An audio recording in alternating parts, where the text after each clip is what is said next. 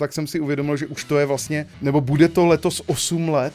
Myslím, že to byla nejlepší část mého života, že jsem díky té spolupráci viděl prostě jakože 100 000, možná 1 000 000 korun. Kdyby si teď začal točit na YouTube, myslíš, že by si jako novej tvůrce dokázal uspět znova? No je. A teď, no, 3 kluci. No, tak to máš 6 doma. To bys měl na mé celou lineu i s golmanem hokejistickou, to by bylo dobrý. Ale. No, on ti nezaručí štěstí, ale můžeš být díky penězům šťastnější. Mě by vlastně zajímalo, jak ty seš na tom s Fetim. On mě má zablokovanýho, že třeba jako pak jako to dítě rozmazlí a tak. Já tohle seru. Půjdem spolu do Betléma, dulaj, da. Vítejte u dalšího dílu Minecastu, podcastu s reálnými lidmi o jejich reálných životech a příbězích z nereálného prostředí Minecraftu. Dnes k nám do našeho kostičkovaného studia zavítal bývalý pracovník v Mekáči, farmář, markeťák, tvůrce komiksu, provozovatel herní kavárny, youtuber, který už má vyděláno a nyní táta od 3 dětí a jen tak mimochodem taky jeden z nejúspěšnějších a nejznámějších lidí českého internetu, Jirka Král. Ahojda Jirko, dík, že jsi dorazil. Ahojda. Ty brďo, po dlouhý době v Minecraftu, viď? Je to tak, no. Jako sám jsem překvapen, co tady dělám. Hele, a co děti, už spí teda? Bude jako klid na rozhovor, nebo očekáváš nějaký problémy ještě? Spí a problémy neočekávám, protože Kao hodná je teďka dole, má u sebe všechny chůvičky a bude k ním odbíhat, kdyby se náhodou něco stalo. Na druhou stranu, nechci to zakřiknout, Pedro, takže to zaklepu. Minule, když jsem takhle byl na nějakým streamu, nebo jsem něco natáčel, teď nevím, co to bylo, tak se mi 2 synové ze 3 poblili, takže doufám, že to nebude opakovat. 2 synové ze 3 poblili. Chápu, no. Tak ale tak Kao se o ně dokáže postarat asi v pohodě a když tak to zvládne, ne? Nebo... To jo, ale když se poblijou, tak tobě to nemusím vysvětlovat, jak to s dětma funguje. Prostě v tu chvíli přichází emergency call sem do horního patra do mého studia, že okamžitě se musím dostavit. Jo, musel bys pomoct, myslíš, že by to nedala sama, Kao? No jako zvracení ne, no. Ale dala, ona by to dala. Hele, já jsem si nakoukával v rámci přípravy nějaký videa a tohle a projížděl jsem si tu Instagram a jako já jsem to vlastně do dneška jsem neviděl Kao jako nějaký video, když byla těhotná, když čekala ty dvojčata, co vlastně se vám narodili před necelými 3 rokama. To teda muselo být brutálně náročný, jako s tímhle chodit normálně po světě a existovat, že jo? To tady máš špatný hosta na to, ale kámo. Teda. No to já vím, ale jakože právě to říkám v tom kontextu, že nějaký jako zvraceníčko, to musí jít úplně s prstem v nose, ne? Po tomhle zážitku. Je pravda, že těhotenství Kao mě utvrdilo v tom, jak ženy, a speciálně teda ta moje, jsou neuvěřitelně silné bytosti. Je to masakr, no. Jako fakt, ne jako teďka vážně, bez jakékoliv srandy, klobouk dolů, protože to fakt, myslím si, že ti to změní pohled na svět. To každopádně a já se k tomuhle ještě určitě dostanu, rád bych se možná dostal i k porodu a tak, jenom jako tak letmo, takže to bych nechal, možná bych i opustil téma zvracení, nebyl to úplně plán hned do úvodu řešit tady to téma, ale chtěl jsem zmínit jednu důležitou věc pro naše diváky a sledující a to je to, že s Jirkou jsme svýho času byli v podstatě v denním kontaktu a zažili jsme spolu i hromady akcí, haldy společných příběhů máme, ale v posledních pár letech už na sebe tolik času nemáme a vlastně tady spolu dneska mluvíme možná po roce nebo i díl, fakt to podle mě je hodně dlouho. A tak jsem rád, že tady dneska můžeme takhle pokecat na večer po uspání a i proto se chci vlastně jako biznisu, YouTubeu, tvorbě věnovat co možná nejmíň, protože za prvý toho o Jirkovi, o tobě Jirko docela hodně vím, podle mě.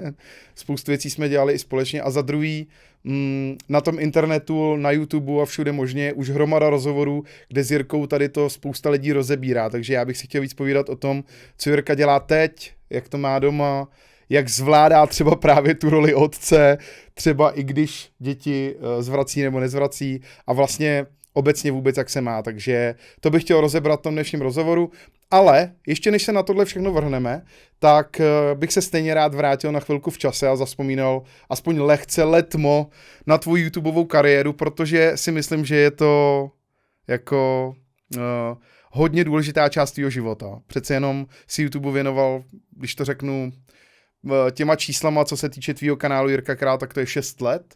Je tam 1,1 tisíce videí a v podstatě přesně 1,1 milionu odběratelů. Tak jak vlastně na tohle tvoje životní období, který už je dneska docela historie, že jo?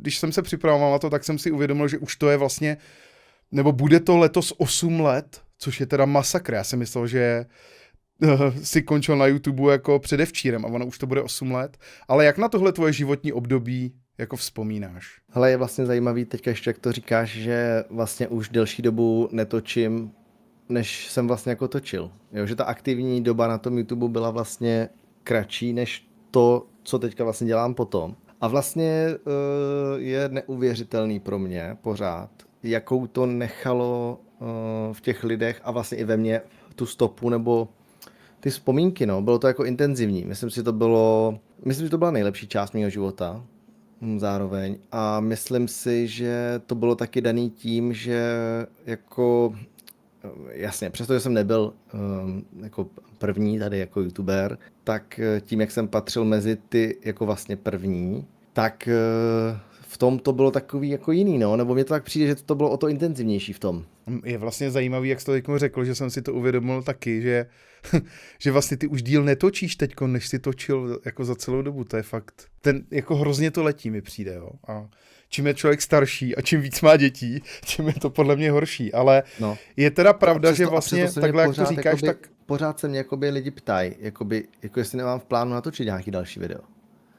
Jo, že jako i potom, co už je to takováhle doba, tak v těch lidech to fakt zůstalo jakoby tak, že jako furt to je pro ně téma, jo. A já říkám jako vůbec, víš, jako že ve mně to není ani jako myšlenka na to, že bych to jako udělal, ani nad tím jako absolutně nepřemýšlím. A vlastně pořád se mě na to lidi ptají, no. Jakože kdykoliv mě někdo potká a bavíme se o tom chvíli, tak vlastně jako k tomu ta diskuze sklouzne, jestli jako mi to nechybí, jestli nemám jako potřebu natočit nějaký další video, jestli to není škoda, jestli prostě by to nechtělo teďka třeba oživit, nebo ještě teďka, víš, a tak jako furt nad tím ty lidi přemýšlí a já vlastně to takhle nemám vůbec, no. Jako vůbec se nad tím takhle jako nezamýšlíš. Já jako samozřejmě vím, protože si to pamatuju, už jsme tohle řešili i v době, kdy jsi právě končil a jak se vydával dokument a podobně, tak to já vím, že jsi mi to říkal. To už jsi mi říkal tehdy, že jsi chtěl prostě, že jsi musel ty klíče jakoby zahodit, nebo že jsi věděl, že ty klíče musíš zahodit, a že prostě víš, že už se jako nikdy na ten kanál jako nevrátíš, jo. Ale ta otázka, jestli ti to nechybí, ale víš co? Jestli ti to nechybí. Promiň, že skáču, ale to je teďka, jako ty jsi to řekl teďka hezky, že tam jsem říkal, že to jako, že se tam nevrátím, ale vlastně až ten čas a vlastně ty činy ti dají tu váhu těm slovům. Víš, jakože to, že řeknu, no já už tam nikdy nevrátím, ale pak prostě ti to nedá. Pozejtří natočíš video a řekneš, já jsem si to rozmyslel, no jasně. Jo, za rok, a lidi za dva, ve finále budou rádi, víš co? Jo, ale prostě myslím si, že to fakt držím i takhle dlouho, tak umocňuje ještě furt i to, že vlastně to fakt byl jako konec. Jasný, jako rozhodně. Dává to tomu jako mnohonásobně větší ještě jako důležitost a vážnost, než vlastně když to vyšlo, jo. I přesto, že už když to vyšlo, tak to bylo důležitý a vážný jako rozhodnutí. Ale stejně, mám tady tu otázku i napsanou a jako nabízí se. Nechybí ti to někdy? Nemáš jako někdy chuť si jako natočit něco, nějaký gaming nebo tak? Vůbec. Jakože, a teď to nemyslím jako nějak, jako, že bych chtěl na to nadávat, nebo že by to mělo být nějaký negativní, ale prostě tím, jak já hodně těch věcí ohledně natáčení vlastně řeším v práci, které se pak asi dostaneme i, tak jako mi to nechybí a vlastně mi vůbec nechybí to, že jako nemusím před tu kameru. A i když to byl gaming, tak jsem to prostě tak bral, že před tu kameru jakoby chodím, nebo že jsem třeba s tou webkou natáčel, tak jsem to tak bral. Takže mi to nechybí, ale a když prostě jsem měl pocit, že je něco, co chci zdokumentovat, tak jsem to prostě vždycky dával na ten Instagram, po případě na TikTok, A nebo teďka vlastně jsme víc šlápli ještě do našeho vlastně jako firemního, do Social Park jako YouTube, kde vlastně máme s bráchou podcast, který předtím byl vlastně u mě na kanále, pak byl jako jenom na podcastových platformách a teďka vlastně je znova s videem na tom YouTube, takže jakoby tam mi to úplně bohatě stačí a vlastně fakt beru, že ten hlavní kanál můj je vlastně taková časová kapsle, kterou jsem prostě zavřel. A zahodil k ní vlastně přístup jako, prostě. A pro někoho Pomyslně. jsem fakt jako a pro někoho jsem to vlastně jako má to začátek i konec. Víš, a jako co mě baví, když tam někdo teďka komentuje nějaký video, občas na mě vyskočí, protože mám samozřejmě furt... Jasně. A píše, jako hele, YouTube mohl bys studio. udělat tohle. Jo. Ani nevím, píše, hele, v příštím díle byste měl dělat takhle radši. A já, tyjo, to je týpek, prostě chápeš, ten teďka prostě jako to objevil. Jo, a vlastně jako ten dojde až k tomu třeba poslednímu videu, víš, jako že to bude super. Mně se tohle děje s mojí jako let's play sérii, která je vlastně taky ukončená už oficiálně. No jasně. Tak se mi to taky děje, že občas taky procházím ty komentáře, máš tam záložku komentáře a napíše mi tam někdo, jo, tohle a tady bys mohl příště postavit tohle a já si jenom říkám, kámo, jako 63. díl prostě, vydaný rok 2014, prostě nevím. No je to super, ale... To je bomba, no, to je zajímavý.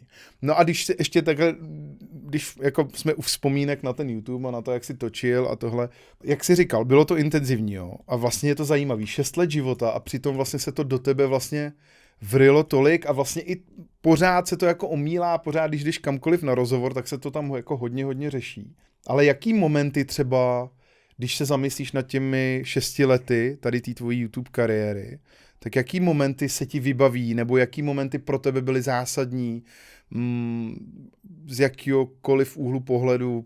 Hele, pro mě jako první, když se to takhle řekne, tak se mi samozřejmě vybaví jako jednak ty série různý, jo, ať už to je Minecraftová série moje, kterou jsem měl, to království, nebo to GTAčko, který jsem vlastně jako nejdřív natáčel trošku jiným stylem, než tady bylo běžný, že tam vždycky na úvod byla nějaká jako scénka nebo nějaký jako zahraná jako část. Pak vlastně ty livestreamy z toho GTAčka, potom vlogy, který vlastně jako když i dneska na mě jako YouTube mi je vlastně jako doporučí a vyskočí to na mě, tak občas, když mám čas, tak si to jako pustím a vlastně jsem překvapený, co všechno tam vlastně jsem třeba zažil, nebo že už to ani já nepamatuju, Jasný, víš, člověk jako, si to nepamatuje. co v tom logu bylo.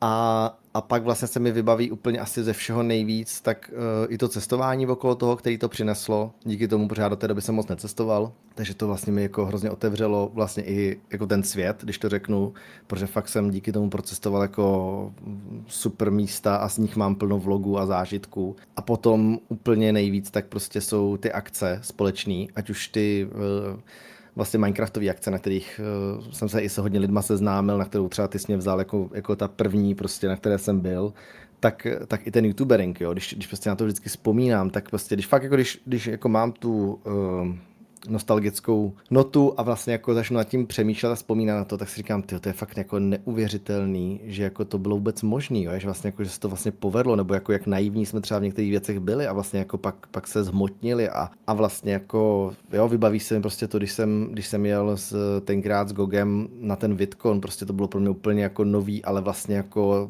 taky, jo, trošku krok do neznáma, nebo vlastně jako takový zážitek, který se nám vrátil úplně neuvěřitelně. Třeba i v tom, jako s kým jsme se tam vším potkali, jo, jako prostě řeknu prostě třeba fotka s Casey Neistat, jo, nebo jestli jsme se objevili u něho ve vlogu, tak prostě to byly momenty, které si říkám, ty kráso, jako to je vlastně jako šílený, jakože se to jako povedlo. No a pak samozřejmě E3, různý, jo, výlety, i společný vlastně spolu, jo, jak ty jsi to tady říkal na začátku, vlastně jsme to zažili hodně. No tak je to, a vlastně a pak si vždycky řeknu, a to všechno vlastně za 6 let? Teď nad tím přemýšlím, jak tady jmenuješ, prostě já jsem se zeptal jako relativně jednoduchou otázku a fakt jako si řekl spousty věcí, i spousty věcí, které se přesně týkaly mě a úplně jsem nad tím, co si teď řekl, přemýšlel, jsem si říkal, tyjo, masakr jako 6 let, ale tolik věcí. Ještě si vem, že vlastně jako 6 let, jo, ale 6 let to vlastně jako není, protože první rok to vlastně jako skoro nikdo nesledoval ty YouTubeový videa moje. Jasně. Jo, takže to prostě rok to bylo vlastně 6, takže 5 prostě let. 5 let jakoby fakt aktivního, jakoby... S tím, že ten druhý rok byl takový jako hodně slabý, jo, rok 2013, jako nic moc. Ale pak prostě 2014, 15, 16, to prostě byl úplně jako pík, mi přišlo, jakože fakt to mělo stoupající tendenci a každý ten rok byl lepší než ten druhý. A já jsem si říkal, to už nemůže být lepší. A zase byl, jo. A já říkám, to je neuvěřitelný. No a pak vlastně už v roce 2017 jsem věděl, že už budu končit. Takže vlastně jako hrozně rychle byl zase ten konec. To je hustý, no. Jo. A pak trvalo vlastně 3/4 roku, než jsem ten dokument vlastně natočil a vydal, tak vlastně uběhlo, on to byl skoro rok, jo, ale 3/4 roku to bylo přesně, kdy vlastně já jsem řekl, že budu končit a vlastně jsem točil ten dokument a já už věděl, že to jako někam spěje ke konci. To je masakr, to je fakt zajímavý, no. To je, jako pro mě, jako tvoje působení na YouTube jako pocitově, jako působí, že tady byl hrozně dlouho, jo. A takhle, jak o tom povídáš, tak si říkám, jako, že jsi tady zas tak dlouho na tom YouTube nebyl. A tak o to víc je to asi cenný, jakou si tady jako zanechal stopu, víš, na tom YouTube, že vlastně doteďka chodíš na rozhovory, kde se to řeší, jak jsem říkal, doteďka i ty z toho máš tolik jako zážitků, vzpomínek a doteďka je to pro tebe tak silný období, tak je to jako zajímavý, jak ten YouTube vlastně dokáže člověka pohltit, když ho jako dělá fakt na plný úvazek. A když mluvím o tom plném úvazku, tak kdy u tebe vlastně přišel ten moment, protože ty si když jsi začal dělat YouTube, tak jsi to měl podle mě stejně jako já, že jsi normálně byl zaměstnaný, tuším, že ty si dělal v tom Tiskali nebo někde. A pak si teda dával výpověď a začal si dělat jako YouTube na full time. Tak vlastně, kdy přišel ten moment, že jsi řekl tak a teď jako dám výpověď a budu dělat YouTube na full time? Hele, myslím, že to bylo, já teď nevím, jestli 2013 nebo 2014. A myslím, že to bylo 2013, že to bylo jako rok po tom, co jsem začal natáčet. A bylo to vlastně po první spolupráci, kterou jsem udělal tenkrát, no. Tu jsem vlastně dostal díky Tiskali, kde jsem pracoval. A to byla vlastně ta spolupráce tenkrát na Moje ID službu. A vlastně tam to byla ta akce, kdy jsem vlastně lidem dával nebo rozdával ty náramky gumový tenkrát, jak byly populární, jak to youtubeři prodávali. Tak já jsem udělal to, že jsem je vlastně rozdal lidem za to, že vlastně se zaregistrovali do té služby Moje ID. Že to byl jako motivační program pro ně. No a tam se to trošku vymklo kontrole, jako těch lidí se zaregistrovalo víc, než jsem čekal. A jakože asi za třeba, já nevím, fakt jako třeba za 2 hodiny. To, co já jsem myslel, že bude trvat prostě měsíce, tak prostě se stalo za 2 hodiny. A to mě umožnilo to, že díky tomu, že jsem díky jako té spolupráci vydělal prostě, no tenkrát, kolik to bylo? No hodně, jakože 100 000, možná 1 000 000 korun. Tak vlastně mi to umožnilo, že jsem mohl dát tu výpověď v té práci, teda díky které jsem dostal tuhle spolupráci. A mohl jsem vlastně to risknout a jít do toho full timeu jenom do točení. Jo, protože jsem měl vlastně nějaký polštář peněz, který jsem vlastně utrácel na to, abych mohl fungovat a žít a nemusel jsem řešit, kolik ty videa mají zhlédnutí, ale zase se mi to vrátilo v tom, že když jsem do toho takhle šlápl, tak vlastně o to rychleji mi to začalo vydělávat, že nejdřív 2000 korun měsíčně, že než ti začnou vlastně posílat z YouTube a pak vlastně víc a víc, takže pak už jsem se byl schopný žít díky tomu YouTube, no. Tak to víš, to máš jako celkem povedený start takhle do toho YouTubeového jako full-time života, protože já vím, že já jsem tohleto řešil primárně z toho důvodu, že už jsem to nestíhal, protože já už v době, kdy jsem řešil že půjdu dělat YouTube na full-time, tak jsem už měl druhýho syna doma a už to fakt bylo nezvladatelný a už jako člověk nestíhal se starat o rodinu a chodit do jedné práce a do toho dělat jako YouTube relativně jako na tehdejší poměry, řeknu, na vysoký úrovni, nebo jako to, takže... No a to je protože ty jsi měl ty děti, že jo? Jakoby brzo. To si myslím, že to bylo tím. No brzo, já jsem hlavně starší, že jo, takže jsem měl podobný čas jako ty, já jsem je zase tak brzo neměl, podle mě. No počkej, zase ne tak o tolik, že jo? No to je kolik? 36. No tak jsem o 3 až 4, no. No počkej, a ty máš 4letýho, viď, toho nejstaršího teda Vítka, a pak máš 3letý. 3,5 a 2 letý, 2 dvouletý učata, no. Jo. Ty měli teďka v září 2 roky. Jo, v září budou 3 a Davítkovi bude v červnu 4, jestli to dobře pamatuju. Jo. Ty dobře. Mě by ještě zajímalo, chtěl bych se ještě vrátit k tomu roku 2018, kdy jsi ukončil tu svoji kariéru coby youtuber a vydal si poslední video na svém kanále, dokument Už mám vyděláno, anebo Byl jsem youtuber originálně, který je zároveň mimochodem nejsledovanější video tvoje. Je teda zvláštní, jak je v tom živém jako přenosu, v té živý záložce, to je možná trochu... Kámo, to mě hrozně vadí, no. Já když jsem se díval, jak máš nejsledovanější video, tak tam na mě vyskočili Jelly Beans s Katkou. No. A říkám, ty, a kde má ten dokument? A pak koukám, tady, 4,2 milionů. Pěkný. Hele, hrozně mě to štve, že to je v té záložce. A tak to máš jednu, tak to dáš do jako úvodního videa kanálu. No, já ho tam mám, ale prostě občas se stane, že napíše, proč jsem ho smazal, že jako to neví. A hlavně teda jako, to prostě tenkrát nebyla ta funkce Premiéry. Ten chápu. Ale přidali 14 dní potom, co já jsem skončil, takže... No tak měl si prostě ještě chvíli vydržet, no. To už to bylo zbrklý rozhodnutí, Jirko, prostě, no. Takže to prostě mě jako trošku naštvalo. A tenkrát to byl vlastně nápad Hause. Jasně, aby to lidi nemohli překliknout, to je jako... Vlastně chytrý nápad, no, ale jako teďkon zpětně prostě... To je výtka, jo, jestli to poslouchá teďkon, to je taková lehká výtka prostě, jo. Hause, jestli to posloucháš. Ne, měl jsem to udělat úplně jinak, měl jsem se toho nebát tenkrát, si myslím. A prostě to poustnout jako video. Ne, dát to do kina normálně. Jo, takhle. Podle mě jsem to měl udělat tak, že jsem to měl normálně dát do kina. Tak já tady, to je přesně mindset Jirkova, mindset můj. Já tady řeknu, no, to pousnu jako video, ne, a Jirka, ne, do kina. To je úplně přesný. Tohle. Protože to jsme řešili s tím Housem, že jo? My jsme řešili to, že vlastně jako ten dokument, když si někdo pustí takhle. Že si to může překliknout nakonec, tohle může dneska už to ví lidi, co tam je v tom chápu, dokumentu. No. Ale když to nevěděli, tak jsme řešili to, jak to udělat, aby oni to nemohli přeskočit. Z názvu byl jsem youtuber, přesně, měli tam to napětí a vlastně všechno a donutilo tě to se podívat od začátku do konce. A já jsem řešil, že prostě to prostě nejde udělat. No a pak on přišel s tím nápadem, ať to je jako livestream, že tam to nebudou moc překliknout, což teda se pak jako i povedlo. Ale v tom kině by to fungovalo, si myslím, taky. Já jsem to v kině viděl, bylo to v pohodě. Já jsem to jako na YouTube jsem na to nekoukal. Hele, a co na tomhle rozhodnutí, jako teď nemyslím jako na tom, jestli to udělat živě nebo v kině, ale myslím na tom rozhodnutí jako skončit. Co jako bylo pro tebe na tom to nejtěžší, jako, nebo čeho ses bál nejvíc a nebo na co ses naopak těšil, nebo co si čekal, že ti to přinese? Hele, takže nejtěžší na tom celém bylo to dát s bráchou dohromady. Jo, jako celý to vlastně jako natočit, zprodukovat. Nejtěžší bylo to sestříhat. Já spíš jako myslel pocitově pro tebe, víš, jako dovedu si představit, tak strašně složitý to musí být, jo. Ale... Já se tomu dostanu, ale že jakoby i ten, jakože se to nezdá, jo, ale i ten střih toho, že my jsme měli několik verzí. Jo, tohle samozřejmě ta finální, poslední. Prostě předtím to vůbec nedávalo smysl.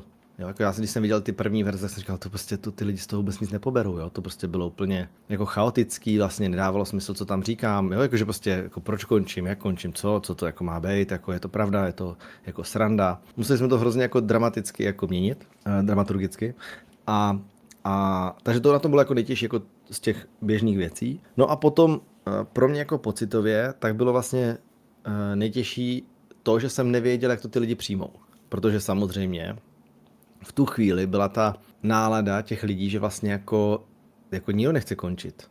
Jo, jako proč by někdo končil? Jo, teď to vydělává peníze, vždyť tě to baví, vždyť vlastně funguje jako, to všechno je jo, tak, jak má být prostě. Jo, seš prostě na vrcholu a možná to bude ještě i lepší. Prostě konečně máš 1 milion odběratelů, jo, děláš prostě tady 10 milionů views měsíčně, jako jo, přibývá ti 30 až 50 tisíc odběratelů měsíčně, jako co chceš víc, jako jo, a teďka ty prostě s tím skončíš a vlastně jako, že ty lidi to jako nepochopí, jo. Ale na co jsem se nejvíc těšil, odpověď na tu další tvoji otázku, tak bylo to, že já jsem věděl, nebo jsem to předpokládal, že vlastně to, že skončím, tak mi vlastně jako přinese nové možnosti, které já bych bez toho, aniž bych skončil, nezískám. Že prostě jsem byl jako, trošku jsem měl pocit zavřený v nějaké jako kleci a vlastně, že jsem měl pocit, že přestože mi to jako hodně věcí dalo a hodně věcí mi to naučilo a vlastně ukázalo a měl jsem možnost se jako podívat na plno míst, tak jsem zároveň věděl, že mě to trošku v něčem limituje. Že prostě jsem si nemohl dovolit tady prostě, nevím, na měsíc prostě říct, tak já teďka měsíc točit nebudu. Prostě, jo. Tenkrát prostě, když si to udělal, tak to prostě byla sebevražda. Jo, jakože vlastně úplně zbytečná. No a tak jsem si říkal, že prostě, když to udělám, a když to udělám tímhle způsobem, tak právě mi to zruší to nutkání v tom, že se tam třeba občas vrátit nebo něco tam ještě vydat. A budu si muset najít něco jiného, čím se budu muset živit, protože jsem i věděl, že z těch peněz, který mi ten YouTube vydělal, nebo který mi to bude dál třeba vydělávat, tak žít nebudu moct. Jo, že to prostě nebude, že to taky někteří lidi tvrdili, že právě už tenkrát, že no, ten už má vyděláno, že další, i jeho děti nebudou muset pracovat, kolik má peněz, jo, a prostě, ale tak to není. A vlastně byla to pak i pravda, no, to se potvrdilo, že vlastně jsem se musel jako naučit i nějaký nové věci a vlastně se v tom začít zlepšovat a vlastně mi to jako v tomhle pomohlo, no. Ne, tak jako s tímhle, co říkáš, já absolutně souhlasím, protože já už jsem na YouTube, hele, 14 let, to bude teďkon, takže jako hodně dlouho. A já jsem začal dřív než ty, a teď, jak si ty říkal, ty už 8 let, no, 2012, no. Na začátku roku ne, ale ty Leden začal. 2012, ty jsi podle mě začal někdy v srpnu, leden. někdy takhle. Jo, já jsem začal, jak jsem přišel z farmy. Tak si začal vydávat nějaký ty svoje videa farmářské a tohle. No ale chtěl jsem ti říct, že v tom máš pravdu, že YouTube, a vnímám to jakoby čím dál tím víc, jo. Nebo občas si to tak jako řeknu, že YouTube je tak trochu zlatá klec, prostě, že je to jako super, že vlastně je to fajn, kolikrát tady ve studiu sedím a jako, víš, jdu si tady připravovat Skyblock prostě a jako si to užívám, jako často si poslední dobou to fakt užívám a jako uvědomuji si, jak moc je to jako skvělá věc. A na druhou stranu jako ta věc tě limituje ve spoustě zase věcí jako jiných, no, takže máš pravdu v tom, jo, že...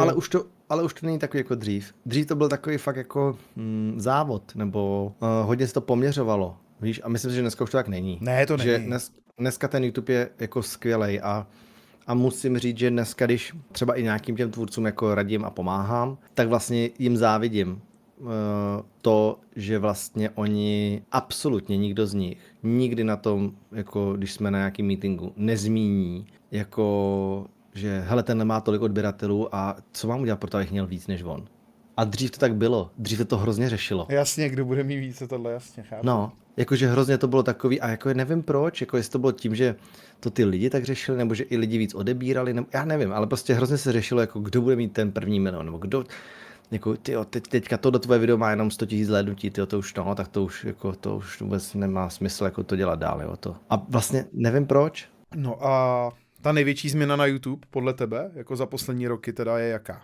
No to, že se to diverzifikovalo hodně, že se to hodně změnilo v to, co jsem i já jako předpokládal trošku, že už nejsou tak velcí youtubeři, nevznikají tady prostě youtubeři, kteří by prostě byli jako pro jako masy, nebo jako, že by prostě najednou měli jako aspiraci na to, že by měli mít jako milion odběratelů. A vlastně je to spíš o tom, že si vemeš nějaký téma, kterému se věnuješ Takový a děláš prostě v tom, je to trošku. jo, a děláš prostě v tom tématu prostě videa, ale ty videa v tom určitým tématu můžou mít klidně, jako, ty máš klidně jako 100 000, 200 000 odběratelů, ale videa můžou mít klidně jako 300 000, 400 000 jako zhlédnutí úplně v pohodě a můžou tě krásně živit. A stačí ti třeba vydat jenom 2 videa za měsíc nebo 1 video za měsíc a jsi úplně v pohodě.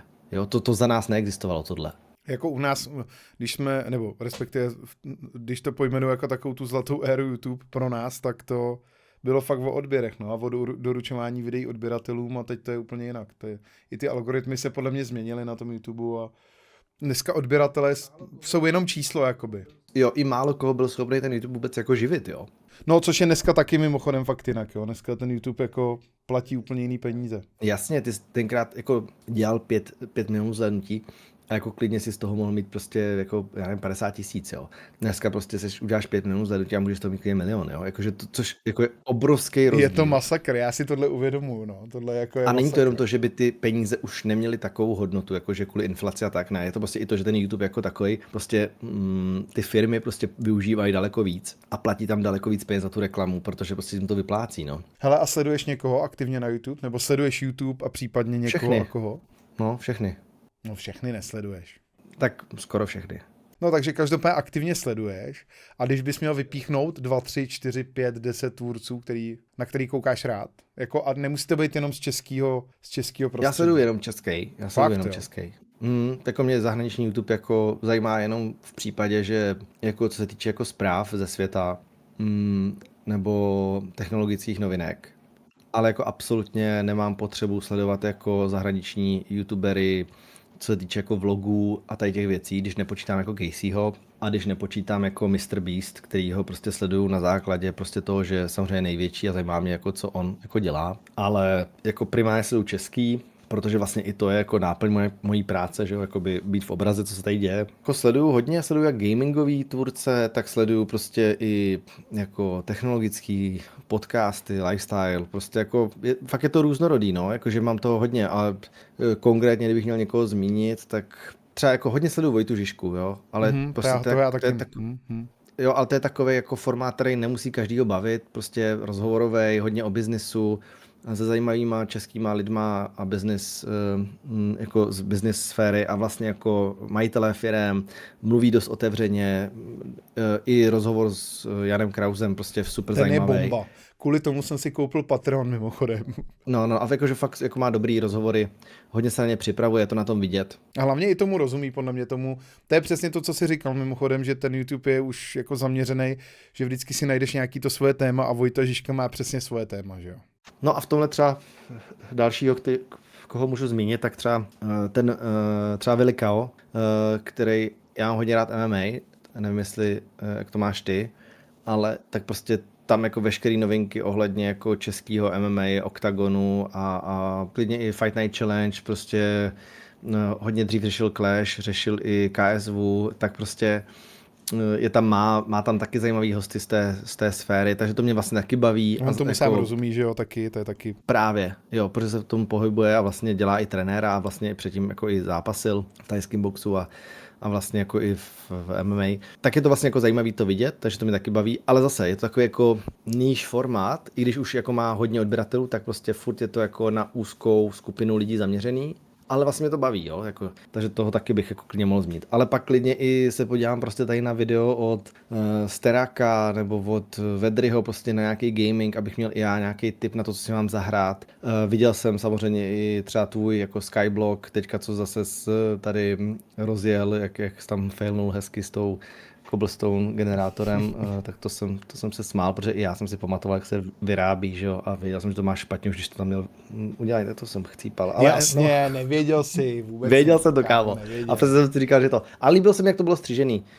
Že ty jsi myslel, že to bude vystříhlý a vlastně nebylo. Nebylo, no, on to tam nechal. On mi říká, už tam nechá, já říkám, jo, tak udělej to, jak chce. Ale vlastně v tom druhém se stvářil, jako kdyby to bylo poprvé. Jo, no jasný. Já jsem jako to chtěl vystřihnout, že jo, normálně. Ještě mu říkám editorovi, říkám, to vystřihni, to tam nedávej, ty, aby hned zkazil tady první cobblestone generátor a on to tam nechal, ne. To bylo super. Jo, to si navnímal úplně přesně správně. To. No, to jsem tam takhle slyšel. A právě mě baví, když to sleduju ty videa, tak já to sleduju jakoby z tohohle pohledu. Víš, jakože trošku se snažím pochopit i tu logiku za tím toho tvůrce, jako proč to tvoří, kam směřuje a jako co dělá. Jo, ale baví mě třeba, baví mě i sledovat prostě ze střihy od Hajzeta, prostě co prostě jako na streamu řešil, jo, Agrelus, co prostě se řeší, Herdinovi novinky prostě, jo, jeho show. Jo, to tam mě zase udržuje docela v obrazem, jako miluju keci a politika, jo, prostě podcast zase o politice, to je zase úplně něco jiného, tak prostě mám hodně rád. Takže všechno, tak dobrý, měl si pravdu, sleduješ všechno. No, ale víš, jakože, ale takhle prostě bych mohl pokračovat, no, prostě Petr Mára, jo, Lišák, Vláďa, jo, tak to prostě máš takhle seznam jako lidí, který fakt jako se na ně dívám a vlastně spíš toho obsahuje furt jako pro mě míň než víc, jakože mám furt to tak, že jako nemám se na co podívat, než že bych jako měl seznam na to, co se chci ještě podívat a vlastně to nestíhal, ale třeba mi chybí na YouTube jako ne, že bych to potřeboval sledovat, ale občas bych se třeba do toho koukl, nebo bych to nahlídl. Je jako nějaký obsah jako okolo, jako holka nebo ženy, rodičovství a tyhle věci. Jo, myslím si, že to je furt téma, kterýho je jako málo na YouTube. Mm-hmm. Ale já podle mě některý, možná bych jako, kdybych se teď chvíli zamyslel, tak bych možná přišel na nějaký jméno. Jako je pravda, že vidím hodně tatínků na sociálních sítích, jako, ale to jako maminky tolik nevidím. No, prostě nejsou, fakt málo, nejsou. Hele, a ty myslíš, že kdyby jako teď, kdyby bez té historie, kterou máš, bez toho jména, který máš, kdyby si teď začal točit na YouTube, myslíš, že by si jako novej tvůrce dokázal uspět znova? A můžu si vybrat, co bych točil? Jo. No jasně, tak určitě. Mhm. No a co bys točil? No gaming nějaký, že? Jo. Jakože... Myslíš, že bys to zvládl, jako že tam vidíš ještě jako potenciál toho, že bys teď z nuly... No je. No je. No tak povídej. Třeba nějaká inspirace pro někoho. Konkrétně jo, zrovna. Když vemu GTAčko, prostě velká hra, která se blíží a prostě není nic lepšího, než jak se na to připravit, že začneš teďka točit prostě GTA 5 a uděláš si okolo toho jako komunitu. Furt to je prostě hra, kterou sledujou jako lidi mají rádi. Ať už to je ten roleplay jako takový, který se dá hezky streamovat, tak k tomu prostě furt vychází update a můžeš dělat prostě videa z toho GTAčka, málo kdo to tady prostě dělá. Jo, jakože furt tady jako v tomhle je prostor, jo.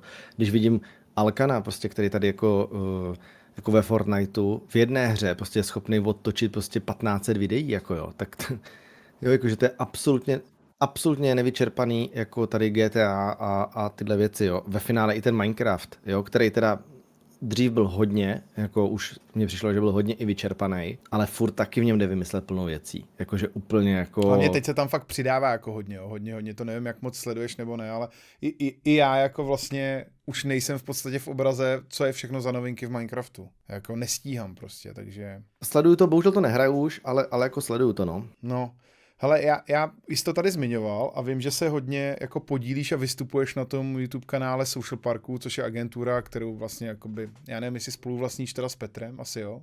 Jo, s bráchou. Tak to beru jako, že tam jako působíš hodně, ale neplánuješ třeba, nebo ne, že neplánuješ, ale nepřemýšlel jsi někdy nad tím. Že chápu, že jako kanál Jirka Král je jako ukončený, projekt prostě časová kapsle, to už jsme tady zmínili několikrát.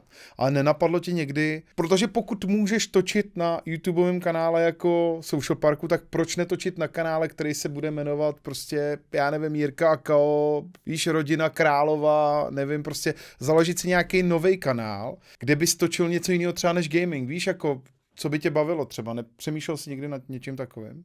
Jo, přemýšlel, to jsem přemýšlel, ale pak jsem si vlastně řekl vlastně, jako, co by byl ten smysl toho tam natáčet, to znamená nějaký zážitky s rodinou a v tu chvíli si říkám, hele, to je vlastně pro mě jednodušší, a teďka to bude trošku jako sobecký, ale vlastně to je pro mě jednodušší dokumentovat na tom Instagramu, kde to i za těch jako 24 hodin zmizí, což u toho jako obsahu s těma dětma je docela jako citlivý, že prostě jako nechceš úplně asi, nebo záleží jak kdo, ale jako nechceš mít na YouTube, když se to může kdokoliv vrátit, prostě mít natočený nějaký věci třeba s těma dětma. Prostě tam já jsem schopnej si to jako odjet, odkomunikovat a tím pádem uspokojit svou touhu po nějaký tvorbě, že jo? Jo. A navázat na to, že vlastně jako tam něco jako jsem schopný jako budovat, ale vlastně jako vůbec, no. Jakože víš, jakože vždycky jsem si říkal, že je zatím víc práce než užitku a vlastně akorát jsem tam viděl víc těch negativ než těch pozitiv u toho.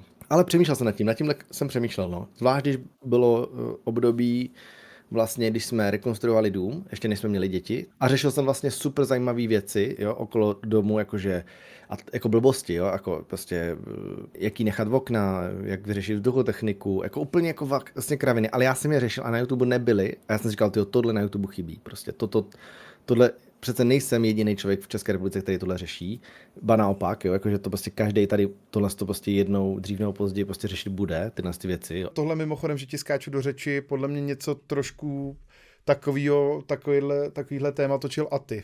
Lehce, oni kupovali nějaký byt od developera a měl podle mě 2-3-4 videa, kde si zvali i nějaký stavební vzor a tohle. A já jsem tohle taky řešil a mimochodem o tom, o čem mluvíš, tak taky jsem nad tím přemýšlel, protože my jsme taky se stěhovali 2-3 roky zpátky do malého domku a taky jsme to hodně řešili a taky jsem si říkal, že tohle by bylo zajímavý, ale nakonec u mě převážilo to a předpokládám, že i u tebe, že jsem úplně nechtěl, jako když si buduješ něco jako pro tu rodinu a máš to fakt jako myšlený pro tu rodinu, tak jsem úplně nechtěl prostě to rvát jako někam na, víš, ať už na YouTube nebo na Instagram nebo kamkoliv. Říkal jsem si, že to nechám být. To mi jako nevadilo, jako to není ten důvod. Proč? Protože já beru, že ten můj život je takový jako reality show, že jako rád nechávám ty lidi nahlídnout do toho. Ale spíš jsem nechtěl, aby ty lidi měli pocit, že to dělám, že mně přijde, že na tom YouTube, když uděláš nějaký video, tak ty lidi to berou, že to děláš vlastně kvůli tomu, abys na tom vydělal peníze. Jo, ale tak to není. Jo? Nebo ne vždycky to tak musí být. Takhle. No, nebo to primárně většinou to podle mě u takových těch normálních tvůrců je až sekundární efekt, ty peníze, že jo? Jo, přesně. Ale na Instagramu, když jako sdílíš víc svoje soukromí, tak ty lidi se to rádi a vlastně nikdo ti neřekne, no jo, ty to děláš jenom kvůli penězům. Protože dokud tam nemáš tu spolupráci, tak vlastně ty nemáš z toho Instagramu žádný peníze a tím pádem je tam ty lidi ani jako nevidí a tím pádem ti za to jako vlastně ani nejudgeujou. Jakože vlastně je to čistě jenom o tom, že no ten prostě a i druhá věc, že ten YouTube jako upřímně, jo, na Instagramu já můžu dát prostě i fotku, kde prostě jako je mi jedno, jako jaký je světlo, jak to prostě vypadá a jako jde spíš o to, že jsem tam zachytil nějaký moment třeba, jo, protože vím, že to prostě znova za 24 hodin to zmizí, jo, to storíčko. A tam mi to nasytí to moje jako potřebu toho jako něco sdílet. Zatímco na YouTube, kdybych tohle nahodil, no tak lidi budou říkat, Ježišimarja, tohle je ten, co tady byl jako YouTuber, proboha. Teď to je celý rozostřený a ježiši a zuby má špinavý a já nevím, jo, prostě tak. Jo, došly prachy, prostě, úplně to vidím, ty komentáře. To by, ale zase ale mám pro tebe tip, kdyby náhodou někdy, třeba nedej bože si chtěl otevřít svoji časovou kapsli, Tak pak jenom přejmenuješ zase to video, víš co? Místo, jako první byl jsem youtuber, pak už mám vyděláno a teď to můžeš zase potom přejmenovat došly prachy. A na se vrátit. Jo. Víš co? Jo, to je pravda. Hele, a nepřemýšlel jsi někdy nad tím, jako zmizet se sociálních sítí jako úplně? Jakože i z Instagramu a takhle. Vůbec tě tohle nenapadlo nikdy? Ne, ani omylem. To je hustý. Jako to jako nemám absolutně tu potřebu a naopak jako já to beru, že to je už taková součást mýho života. A i protože ten Instagram vlastně dělám díl, než jsem dělal jako ten YouTube. A to i když, protože já jsem měl Instagram dřív než YouTube. Jo, hodně YouTuberů si zakládalo Instagram až po tom, co už mělo jako YouTube kanál, už tam byli jako velcí. A já jsem měl vlastně dřív Instagram a tam mě bavilo vlastně komunikovat. Jo, na Instagramu i na tom Facebooku. A vlastně až pak jsem si zakládal vlastně jakoby YouTube. Respektive nejdřív jsem založil Twitch, nebo tenkrát Justin TV a pak až jsem založil YouTube. Takže proto mě ten Instagram jako baví, no, nebo jako mám to rád. Je to jako něco, co pořád beru, že je součást mého života a vlastně, ale zároveň tomu já nepřizpůsobuju vůbec svůj život. Což dřív třeba bývalo, jo, že dřív jsem to měl, každý den musím vyfotit fotku na Instagram a tím pádem jsem tomu trošku ten život uspůsoboval. I přesto, že jsem si ho nemusel nějak zlepšovat, nebo jsem se nemusel nějak přetvařovat, ale jenom prostě to, že jsem si dal cíl, že každý den tam bude fotka, tak jsem na to musel myslet. A dneska to tak nemám. No tak hlavně se 3 dětma je to složitý dělat jako ty zajímavé věci, které člověk může dělat, když je bezdětný. Tak zase bys to mohl víc točit okolo těch dětí. Víš? Jasně, chápu. Ale jasně, ale spíš to beru tak, že jako nemám tu potřebu, tím pádem tam dávám fakt jenom, když chci něco dát. Hele, a ty jsi zmiňoval tady, že, což je pro mě zajímavý, nevím, jestli úplně já to tak vždycky vnímám, mě určitě kolikrát napadly myšlenky toho, že bych jako toho všeho jako zbavil, ale nakonec jsem to nikdy neudělal. Ale chtěl jsem se zeptat na to, jak jsi tady říkal, že vnímáš vlastně svůj život jako reality show, zajímavý. Stejně přeci jenom určitě nebo máš nějaký limity, to je jasný. A jaký jsou to limity, respektive jak jako chráníš to soukromí, kde je ten limit toho, co ukázat z rodiny, co neukázat, co je pro tebe v tomhle ohledu jakoby důležitý, nebo co ti třeba naopak jako nevadí? Jako třeba, mě nevadí mluvit o zdraví, o zdravotním stavu, o tom, co se u mě v rodině nebo v blízké rodině děje, jako co se týče nemoci nebo úmrtí a těchto věcí. Prostě v tomhle to s těma lidma sdílím. Ale co třeba jako nezdílím, nebo ani nemám potřebu sdílet, tak a myslím, že to je logický, tak prostě jsou nějaké jako finanční věci. Nejsem takový ten typ, co by měl potřebu jako flexit nebo jako ukazovat, jako kolik má peněz, nebo jestli jako tohle mi vydělalo hodně peněz, nebo tohle mi jakože tohle jsem si koupil a jakože to vůbec nedělám. A stejně tak neukazuju vůbec jako to, kde konkrétně třeba bydlím. Víš, jakože ani nemám potřebu, jako lidi ví, že bydlím v Praze, jasně, ale jako nepotřebuji jim ukazovat jako v téhle novostavbě, nebo tady v tomhle domě, nebo tady jsem si koupil byt. Víš, jakože prostě... Nepotřebuješ, anebo vůbec nechceš ideálně, aby jako... No, jako nevadí mi, že kdyby to věděli, ale spíš to beru tak, že jako, co to těm lidem dá. Já vždycky přemýšlím nad tím, jako, co jim to jako, v čem jim to pomůže, jo. Ale pak jsem třeba ukazoval tu rekonstrukci, takže ti lidi pochopili, že tady probíhala nějaká rekonstrukce, že jako jsme se třeba stěhovali, protože jsem to bral, že zase těm lidem to může třeba pomoct v tom, že ty věci, které já jsem řešil, tak jsem i s něma jako diskutoval a probíral, jakože prostě hele, tohle se muselo všechno zařídit a udělat. Jo, nebo když jsme nám měli narodit vlastně Davídek, tak jsme i jako sdíleli to, jak jsme se na ten porod připravovali, jo, že jsme měli dulu, že jsme měli nějakou porodní asistentku, že prostě jsme měli nějaký coaching v tomhle, protože jsem bral, že třeba lidi, co jsou ve stejné situaci, tak třeba taky nebudou vědět, jak to funguje nebo co mají dělat a že jim to může v tomhle pomoct. No, jak mluvíš takhle o Davídkovi lomeno o dětech, tak se tě musím zeptat, jak to vlastně zvládáte? Jakože 3 děti, já vím, o čem jako mluvíš, nebo aspoň trošku tuším, jaký to je, protože my je teda máme trošku dál od sebe a vy to máte tak jako hodně nahňácnutý, jsem viděl vlastně přesně přibližně rok od sebe, když to zjednoduším a vlastně ještě ty dvojčata, což samozřejmě určitě jste neplánovali. To jako... No, neplánovali, ale přáli jsme si to, takže to jsou jako přáli jste si dvojčata? Nebo No. Jo. Jak to? Kao je z dvojčat. Jo, že tam byly nějaký predispozice na to, že prostě... Ne, nebyly, to právě to je, hodně lidí si to myslí, ale ono, když seš z jednovaječných dvojčat, tak tam jako to není dědičný vůbec. No tam je to nějak obgenerace, ne, ty dvojčata nějak, nebo já nevím teď, jak to je. No, dvojvaječný.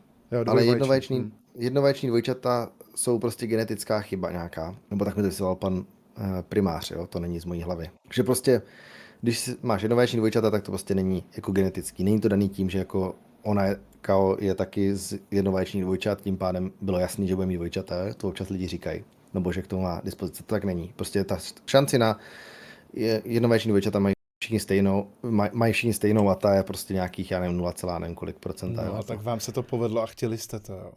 No ale Kao právě říkala, tyjo, já si nedokážu představit, jaký to je nemít dvojče. Víš, jakože ona žije v tom, že prostě dvojče má a nedokáže si představit, jaký to je nemít dvojče. Já říkám, no úplně normální, že jo. Pohoda prostě, no, chápu. Ale říká, ty já prostě cítím to, že bych prostě hrozně chtěla mít dvojčata, aby oni si zažili to stejný, co já, aby to prostě měli takhle jako super. Hezky. No, tak jsme to takhle Tak to normálně takhle a... si nastavila v hlavě a ono to nemá fakt vyšlo. Jo. Zajímavý. No a jak to teda zvládáte? Jakože dobře, všechno jako dobrý, pohodička, pohoda, jahoda, prostě. No tak jako to zase nebudu přehánět, ale myslím máš dvě si, ruce, že... 2 ruce a 3 děti. No, v tom je to trošku komplikovaný a máš auto, který má vlastně jako že jo, dáš tam jako maximálně jako 2 autosedačky, tak to tak jako není úplně, že jo. No to si musíš pořídit nějaký normální auto. No, to jsem si už pořídil, ale víš, jako, že to je prostě jsou všechny ty komplikace, které tam jako pak s tím nastanou, ale zároveň ti to dává tu radost, nebo jakoby to, že ty děti, zvlášť teďka v tom věku, prostě jak rostou, tak vlastně tě extrémně překvapujou, no, jakože to je prostě, no to ti nemusím vysvětlovat, no, ale to prostě jako je to, a já si furt myslím, že prostě děti a mít děti je prostě dar, a prostě je to nějaký poslání, který prostě člověk tady má na tom světě, prostě jestli má něco jako dokázat a udělat, tak to není to, kolik bude mít odběratelů YouTube, a kolik vydělá peněz, jo. Ale prostě je to, kolik dokáže tady a jak kvalitně tady prostě splodit a vychovat a vlastně jako předat ty informace a ty věci, které nabyl jako těm dalším generacím a vlastně jako pomoct posunout ten svět zase někam dál, jo. Jakože za mě tohle je ta myšlenka a takový ty teorie, co teďka jsou populární, že jako bychom neměli mít jako víc jak jedno dítě, protože prostě jako nesmíme tady zaplevelit planetu a to, tak s tím se absolutně nestotožňuju a to je pro mě jako absolutně jako mimo, protože i jako z matematického pohledu to nedává smysl, protože kdyby to takhle bylo, tak vymřeme. Jo, jakože prostě ve chvíli, kdy ze 2 lidí vznikne jedno, tak jdeš do minusu. Tak jdeš do minusu. Jako, no, jasně, 2 děti jsou prostě minimum, prostě bare minimum prostě manželských párů, podle mě. A 3 děti jsou takový, jakože to už a je zároveň solidní. já jsem ze 4 dětí, Kao je ze 4 dětí, to znamená, víme, co to znamená, když jsi z velké rodiny, co to všechno právě přináší v tom, že vlastně máš furt se s kým o čem bavit, máš furt, i když se s někým pohádáš v té rodině, tak furt ti zbydou další, se tím se můžeš bavit, nebo když máte nějaký problém, což prostě v životě lidi občas mají, tak prostě máš tu rodinu a ve finále ten covid třeba to krásně ukázal, že prostě ve chvíli, kdy ti je fakt jako nejhůř nebo je ti špatně, tak se obracíš přímo na tu rodinu, na ty nejbližší. Jirko, čtu mezi řádky, já čtu mezi řádky a chápu, kdy teda jako máte v plánu další potomky? Jo, tak to vůbec nevím. Teď si říkal ze 4, tak já očekávám prostě, jakože trochu ještě zabereš. No tak nebo taky můžu přestřelit, že jo, můžu být třeba dvojčata nebo trojčata. Jo, jakože, no, ty kráso, kdyby...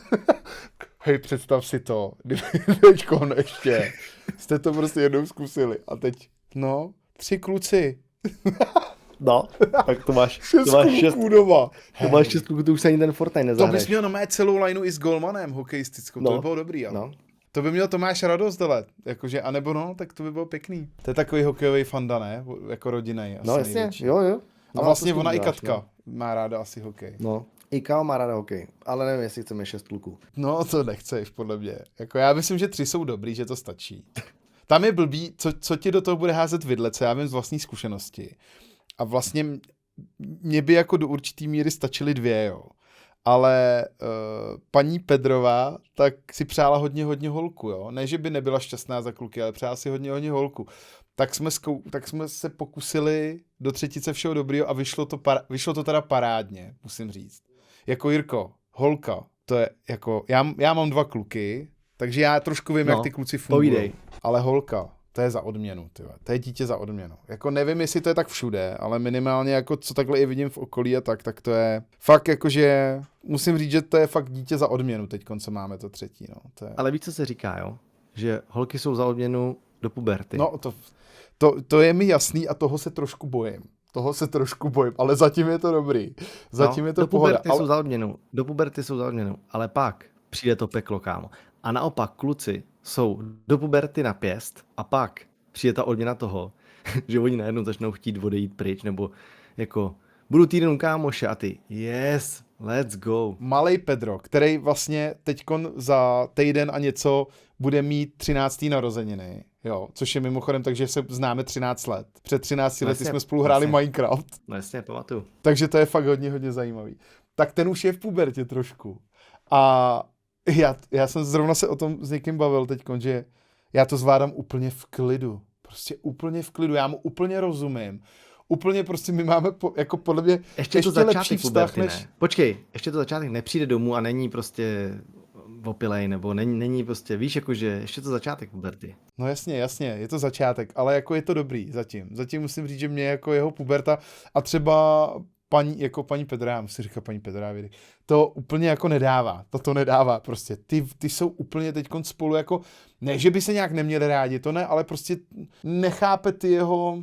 No jasně. Ty jeho nálady, ty jeho stavy a já úplně to vidím, úplně jak kdybych to byl já, prostě vnímám to úplně správně, úplně v klidu si, jo, prostě máme fakt super tohle jako nastavení, takže to je dobrý, no, takže jako jo, ano, ty holky se trošku děsím do té puberty, no, to je jako pravda. No ty si mimochodem před rozhovorem říkal, i jsme tady řešili na začátku, že musíš uspat děti, jo, a uspáváš vždycky ty, nebo se s Kao nějak střídáte, nebo jak to máte tohle jako hozený? No tak střídáme, jako...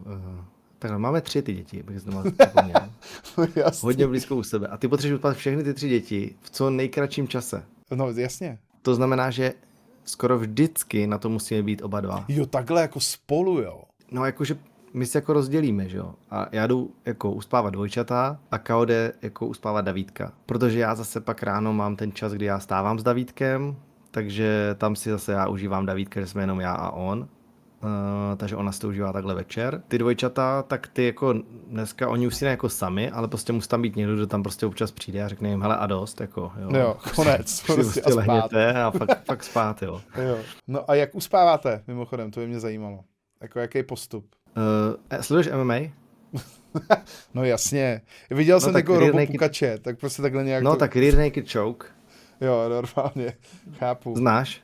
Jo, jasně. Takže takhle. Ne, jako mě fakt... Jako... To je nejrychlejší, jak můžeš někoho uspat. Jasně, ale já jsem to myslel vážně, tu otázku. Jakože jestli, já nevím, jim čtete, nebo jestli... Jo, Davídkovi čteme, no, jakože Davídkovi Kao čte a já uspávám tak, jenom že jim řeknu jako dobrou noc, teďka jsou maličký a vlastně jako oni pomalinku usnou. Jako máme naučený tak, že jako usínají jako hezky, no. Ty jim nespíváš, jo, třeba před spaním? Tak jako vzhledem tomu, že chce, aby usli, tak no, to je mimochodem zajímavý, protože ty si tady říkal, jak jsi z velké rodiny, Kao taky, že máš vlastně 3 sourozence, z toho 2 já znám, jednoho znám dobře, vlastně 2 znám docela dobře a bráchu ještě jednoho tvýho, teď nevím, jestli je mladší nebo starší než ty, plně starší trošku. Starší, o 6 let. Tak to je operní pěvec. No tak jak to, že ty nemůžeš zpívat dětem, aby usli a prostě... No já jsem jak to jsi nepolíbený prostě tady tím. Ne, já to nestudoval. No. No tak počkej, ale tak to nemusíš studovat, abys měl hudební sluch, ne? Zaspěj koledu. Jakou koledu? Zaspěj něco, Jirko. Davidek má jako oblíbenou, ale teďka... No. Má, nevím kterou teďka. Jestli to Ježíšku, panáčku, já si no dobrý, ale podle mě docela. Kolíbati, no. No, to je dobrý. Jo, půjdem spolu do Betlema, dudlaj. No dobrý už zase, jo Jirko, dobrý už zase. Ježíšku, panáčku. By the way, věděl jsi, že Koleda, jak tam zpívá takový to, ty to budeš znát, takový to táta přišel a měl na tu basu, ne, že co to zase teda vyvádí, že kost uvízla jo, kapra, a toto. Jo, ve skříni, taky jo. No, tak. Kuchyni. Vánoce přicházejí. Jo, tady to. Ano. Viděl jsi, že to je komunistická píseň? Ne. Tak kámo. A proč ji zpíváš teda tady? No, to ti chci říct, fun fact, to jsem ji nespíval. To je koleda, kterou si nechali napsat komunisti, aby tady během normalizace nastavili, aby lidi už přestali používat A je to zajímavé, že tak je.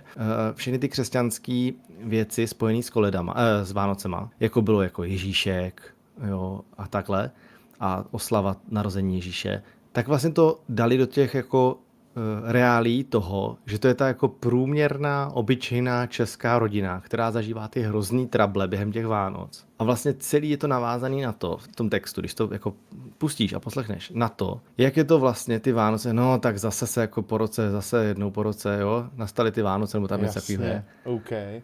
A že vlastně jako tak se potkáme, dáme dárky, blablabla a děda zase vytáhne jenom jednou, aby jako zahrál koledu na housle, blablabla. A teďka je to jako celý navázaný na to. Jakože to vlastně schazuje jako, to jako... Jo, že to celý... Chápu. A to jenom je neuvěřitelný. A já to ani neslyšel. Já to mám jako hezkou koledu. A to jenom je na objednávku. Hele, takhle jsou ale i pohádky, že jo? Takový ty pohádky, které já mám rád. Tak to je všechno, tady ten podtón a podtext přesně, který říkáš třeba, ty. Který? No třeba Pyšná princezna prostě, jo. A teď se tam zpívá. Protože jste pracovití, vždy jsem dobře královal a já jenom jasně, kámo, chápu. No. Tak to je totál, víš, prostě jako... A furt jako ta práce, jak je důležitý, hezky a všichni mají všechno ano. Prostě a jedeš, a ševče, už si prostě tady zaplatil daně na příští rok. Jo. To stejný, že jo, císařův pekař, pekařův císař. No, prostě. A ty za 100 a ten za 100. A stejně mám ale rád, víš co, ty pohádky, je to taky prostě, no. A teď se všichni museli semknout, aby jsme všichni dokázali. No jasně. No. Tak to jenom jsem tak odbočil, pardon, od koledy. No a s dětma teda zvládáte a chodí do školky už, nebo jak to mají teďkon? Ano. Maria, teď ho nezastavíme. Počkej, já nemůžu vlastně, pardon. Jo, hele, počkej, zbudíš je a bude. No a chodí do školky už kucí. Chodí do školky už kucí.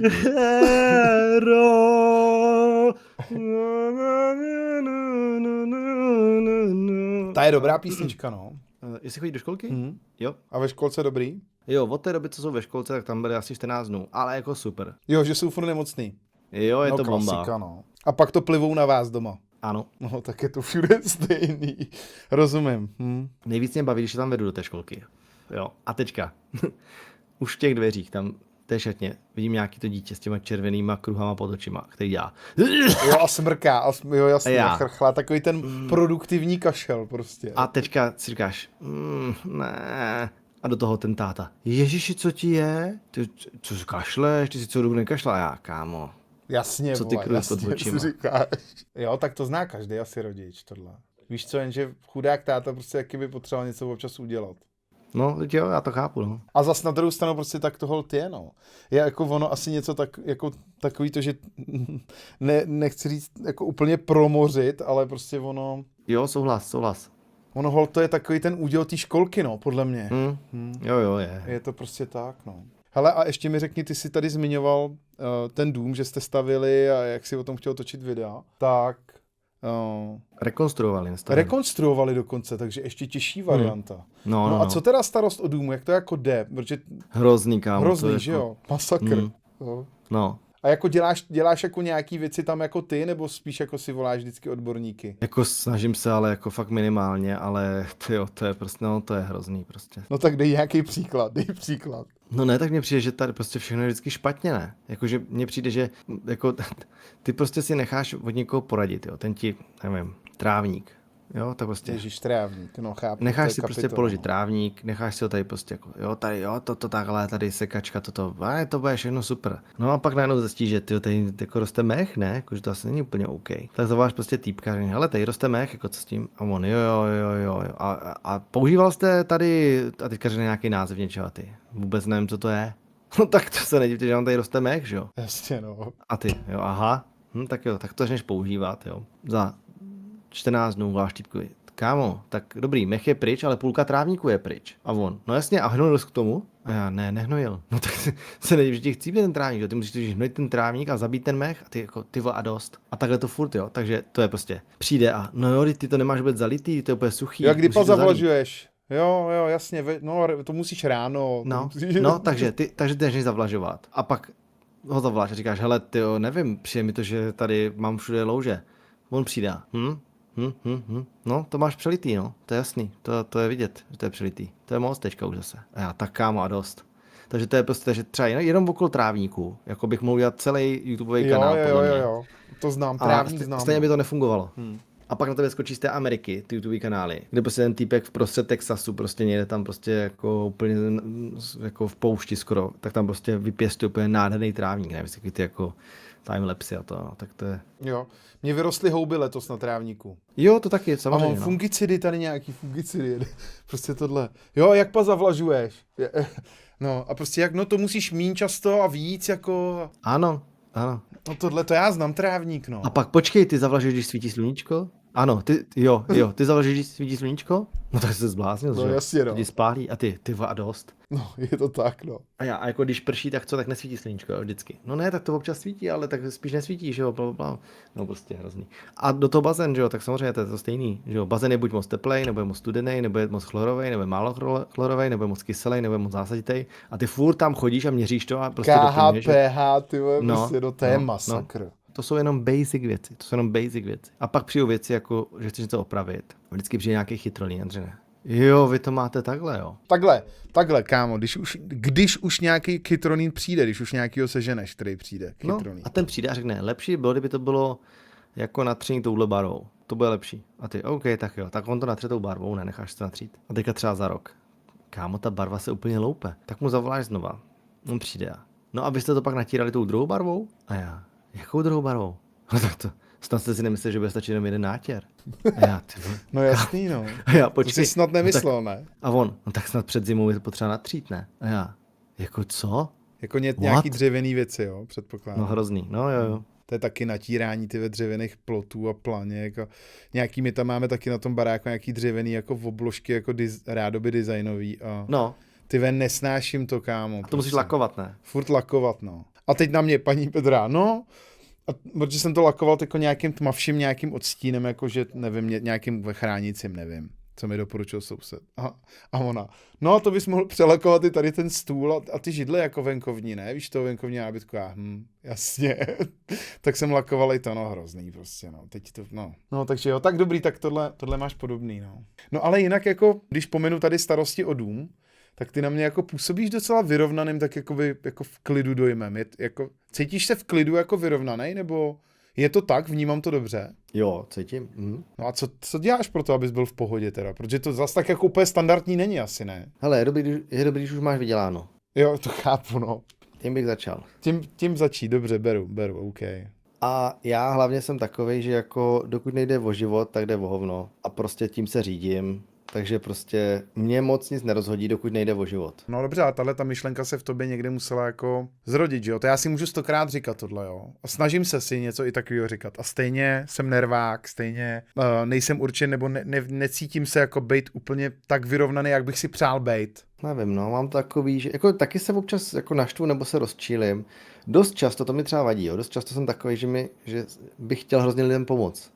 Jo, že tak jako, že vidím, jak by, ježiši, tenhle kdyby udělal tohle, tak by mohl být daleko lepší, nebo by na to mohl být líp, nebo víš, jako, že by se mu mohlo dařit a tak. A pak si říkáme ho nic. Třeba bych komu radil, prostě nebudu. Když jako nechce, tak mu nebudu pomáhat a prostě v pohodě. Nedá se nic dělat. A vlastně pak na tím mávnu rukou. Ale co říkala Kao, že jako je pravda, že jako mám jako vlastnost nebo to, tak že jako dost často, když se něco stane zpětně, tak si s tím jako nelámu hlavu. Protože už to prostě stalo. Jako poučím se z toho, řeknu jasně, tohle byla chyba, tady mě prostě někdo okrát, nebo mi prostě se něco stalo. Ale nejsem takový ten, co by pak všude chodil a říkal, ty chápeš to, tak oni mě prostě tady... Jo, jako by se tím jako zžírat ještě zpětně, když no, víš, že už tím nic neuděláš. No, vůbec, jako. No tak to máš dobrý teda docela. To já přesně tohle dělám třeba, že jo. Příklad, jsem si koupil nový kalhoty na lyže teďkon a přinesu je domů. Teď, to je doslova před týdnem nebo 10 dnama, tak přinesu je domů a oblíknu si je tak jako slavnostně je ukazuju doma a paní Petra mi říká, když jsou ti malý. A jenom, ne, jsou mi dobře tady a ona, no, jsou ti malý prostě. Tak mě vyskýzovala, že jsou mi teda malý. A teď to nebyly úplně levný kalhoty, jo. Docela drahý kalhoty to byly. A za prvý teda nabídeš teda dojmu, přesvědčí tě o tom, že teda jsou ti malí. A jako já ale strašně nerad chodím zase do těch krámů, já prostě nejsem jako nakupující typ, nemám to rád prostě. Já nejradši nakupuju věci jenom přes internet a bohužel tady u toho oblečení to často nejde. Navíc s mojí jako super nekonfekční postavou prostě musím takhle někam jít a nemám to rád. Natož vracet věci, natož vyměňovat věci. Takže prostě to je pro mě prostě problém někam jet a vyměňovat to. Takže to nechci. A teď ty kaloty nebyly levný. Tak si říkám, no kámo, ale měl bys to vyřešit. Měl bys to vyřešit. No myslím, že jsem to vyřešil. Nevyřešil, no ještě. Říkám si, že do nich zhubnu. No a víš, jak by to vyřešil já? Úplně jednoduše. Takže tyhle malý kaloty bych schoval nahoru do skříně, až někdy možná se mi budou hodit nebo prodavítka a koupil bych si úplně ty stejný ve větší velikosti a bylo by to vyřešeno. A vyřešeno prostě. No, kdyby se mě někdo zeptal, a proč máš 2 kaloty? To neřeš, tenkrát se stala taková chyba. Chyba. A jenom, a proč to nešel vrátit? No přesně z toho důvodu, abych to nemusel řešit, tak se o tom pojďme nebavit. Víš, jako, že takhle bych to měl. No když zmiňuješ ty chyby, já jsem tu otázku teda nemám napsanou, ale vím, že jsem se na ní chtěl zeptat. A teď jsi mi to úplně připomněl. Ještě se jenom na skok teď letmo zpátky vrátím k tomu YouTube, jo. Uvědomuješ si někdy něco, co bys jako vyhodnotil vyloženě jako chybu, co jsi udělal v rámci jako svýho YouTube? A co jsi řekl, ty, tohle nebyl dobrý krok jako, nebo i jako obecně, já nevím, spoluprací, čehokoliv, co tě jako napadne, že si řekneš, tohle se úplně nepovedlo, to byla chyba, že bys to fakt označil za chybu? Tyjo, naštěstí jako spolupráce určitě ne.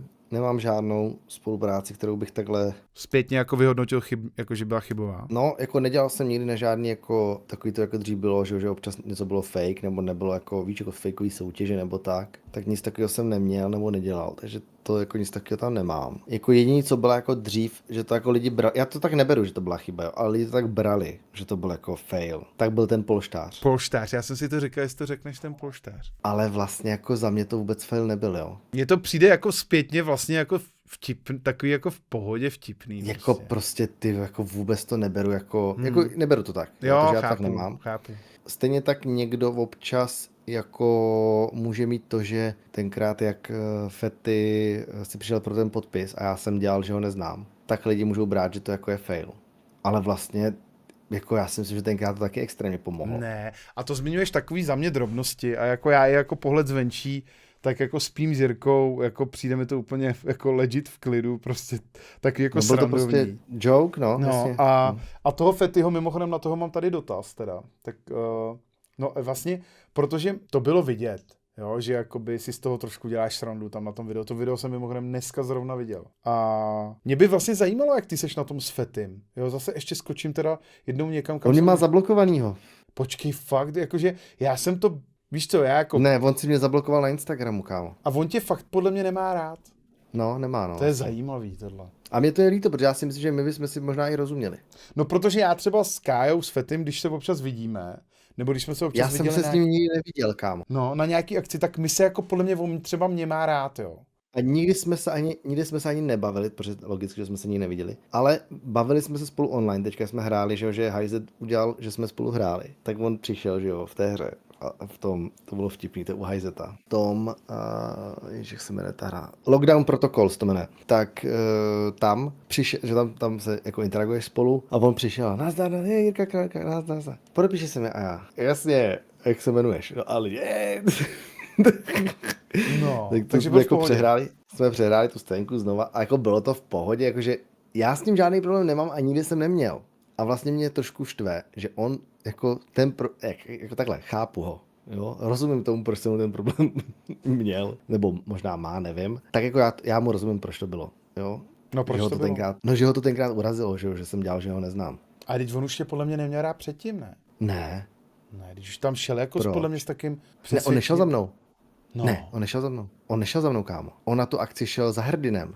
Já jako nevím, možná si to fakt pamatuju já špatně, ale já už mám za to, že už tehdy, když už byla ta akce, tak už jako byl, nechci říct vyloženě beef, nebo něco takového, ale že už vím, že podle mě Fety jako, že jste se nějak nemuseli, no. A spíš mi to přišlo právě jako z jeho strany, že spíš ne, vůbec. On jako nadával všeobecně jako na youtubery, ale vlastně on nadával na všechny, takže to se nedalo brát moc vážně. Takže to on nikdy neřekl nic o mně, nikdy nemluvil jako o mně konkrétně. A když přišla tu akci, tak tam hodně jako tenkrát se jako pošťuchovali s Hrdinem. A Hrdin tenkrát mi říkal, že kámo, on jde určitě za mnou, já se, to bude hrozný, prostě co mám dělat a jako on prostě tady jde a udělá si nějakou nějakou scénu nebo něco takového. A já mu říkám, tak dělej, že nebudeš vědět, kdo to je. A on to já nemůžu, já jsem se o něm několikrát prostě vyjadřoval i na streamu, že prostě tohle a tady to, jak sype ty bramburky, blablabla, tak prostě. A říkám, kámo, to je úplně jedno, prostě řekni, že nevíš, jak se jmenuje a toho dostane. A on, ne, to nemůžu. A já, jo, jasně, můžeš. No a najednou on prostě, Jirko, propiš si, protože viděl, jak za mnou chodí, on viděl, jak tam za mnou chodí takhle fanoušci si pro podpis. A udělal to stejně, co udělali oni. Jirko, propiš si. No a tak, Tak si udělal, že ho říkám, neznáš. jasně, pro koho? A on úplně, jak pro koho? Pro mě ne. No a tam to pro mě začalo. Já si myslím, že on neměl proti mě nic jako konkrétně. A když jsem se bavil potom s Demonem, který vlastně jako stříhal pro něho a točil, vlastně tohle video točil a pak ho stříhal. A vlastně stříhal pro něho další video a pak stříhal vlastně pro mě, když pak u Fetyho skončil, tak šel stříhat ke mně, tak mi to i říkal, že vlastně jako že on do té doby jako nemluvil konkrétně o mě, ale od té doby, že prostě... Tě měl v hledáčku jako, prostě. Jo, číslo 1. Já říkám, no jako chápu, tenkrát jsem mu asi naštval. No a teď jste teda zahráli normálně, bylo to v pohodě. Jo, a tak jsme i nějaký to GTAčko tam tenkrát taky někdo pozval spolu, jako forek, a vlastně taky to bylo v pohodě. Ale já proti němu nic nemám, to je to. A nikdy jsem neměl vlastně, takže... A taky by to někdo mohl označit jako fail, jakože jsme tady něco.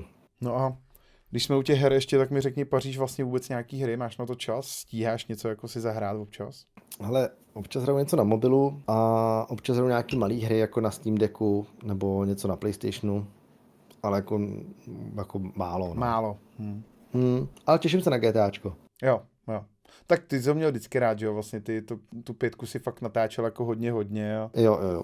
A roleplay sleduju hodně. Sleduju jako co kluci hrajou. Mám rád teďka, že jak jsou všechny ty městečko Palermo a jako všechny ty jako okolo toho jako Fane a tyhle, no. Dneska mimochodem vyšla nová hra, nebo minimálně dneska to spousta lidí jako streamovalo, kdy to natáčíme tady to video. Nevím, jestli to zaregistroval. No, Hytale, říkám. Jo, tak. Koukal jsi na nějaký videa nebo na něco? Ne, ještě ne, chtěl jsem to zahrát, ale to se mi asi nepovede. Vypadalo to docela zajímavě, no, ale já se nevím, mám z toho takový... Pamatuju si, že to je prostě hra, kterou tenkrát jako... Protože to dělal jako Hypixel, že jo, lidi z Hypixel, největší Minecraftový server, a pamatuju si, když jsme tam tenkrát s gamerem hráli ty minihry, a vlastně i s tebou, a oni to tenkrát oznámili, jak jsem říkal, ty kráso, jaký je to tady, už si, když máš to natočím, no.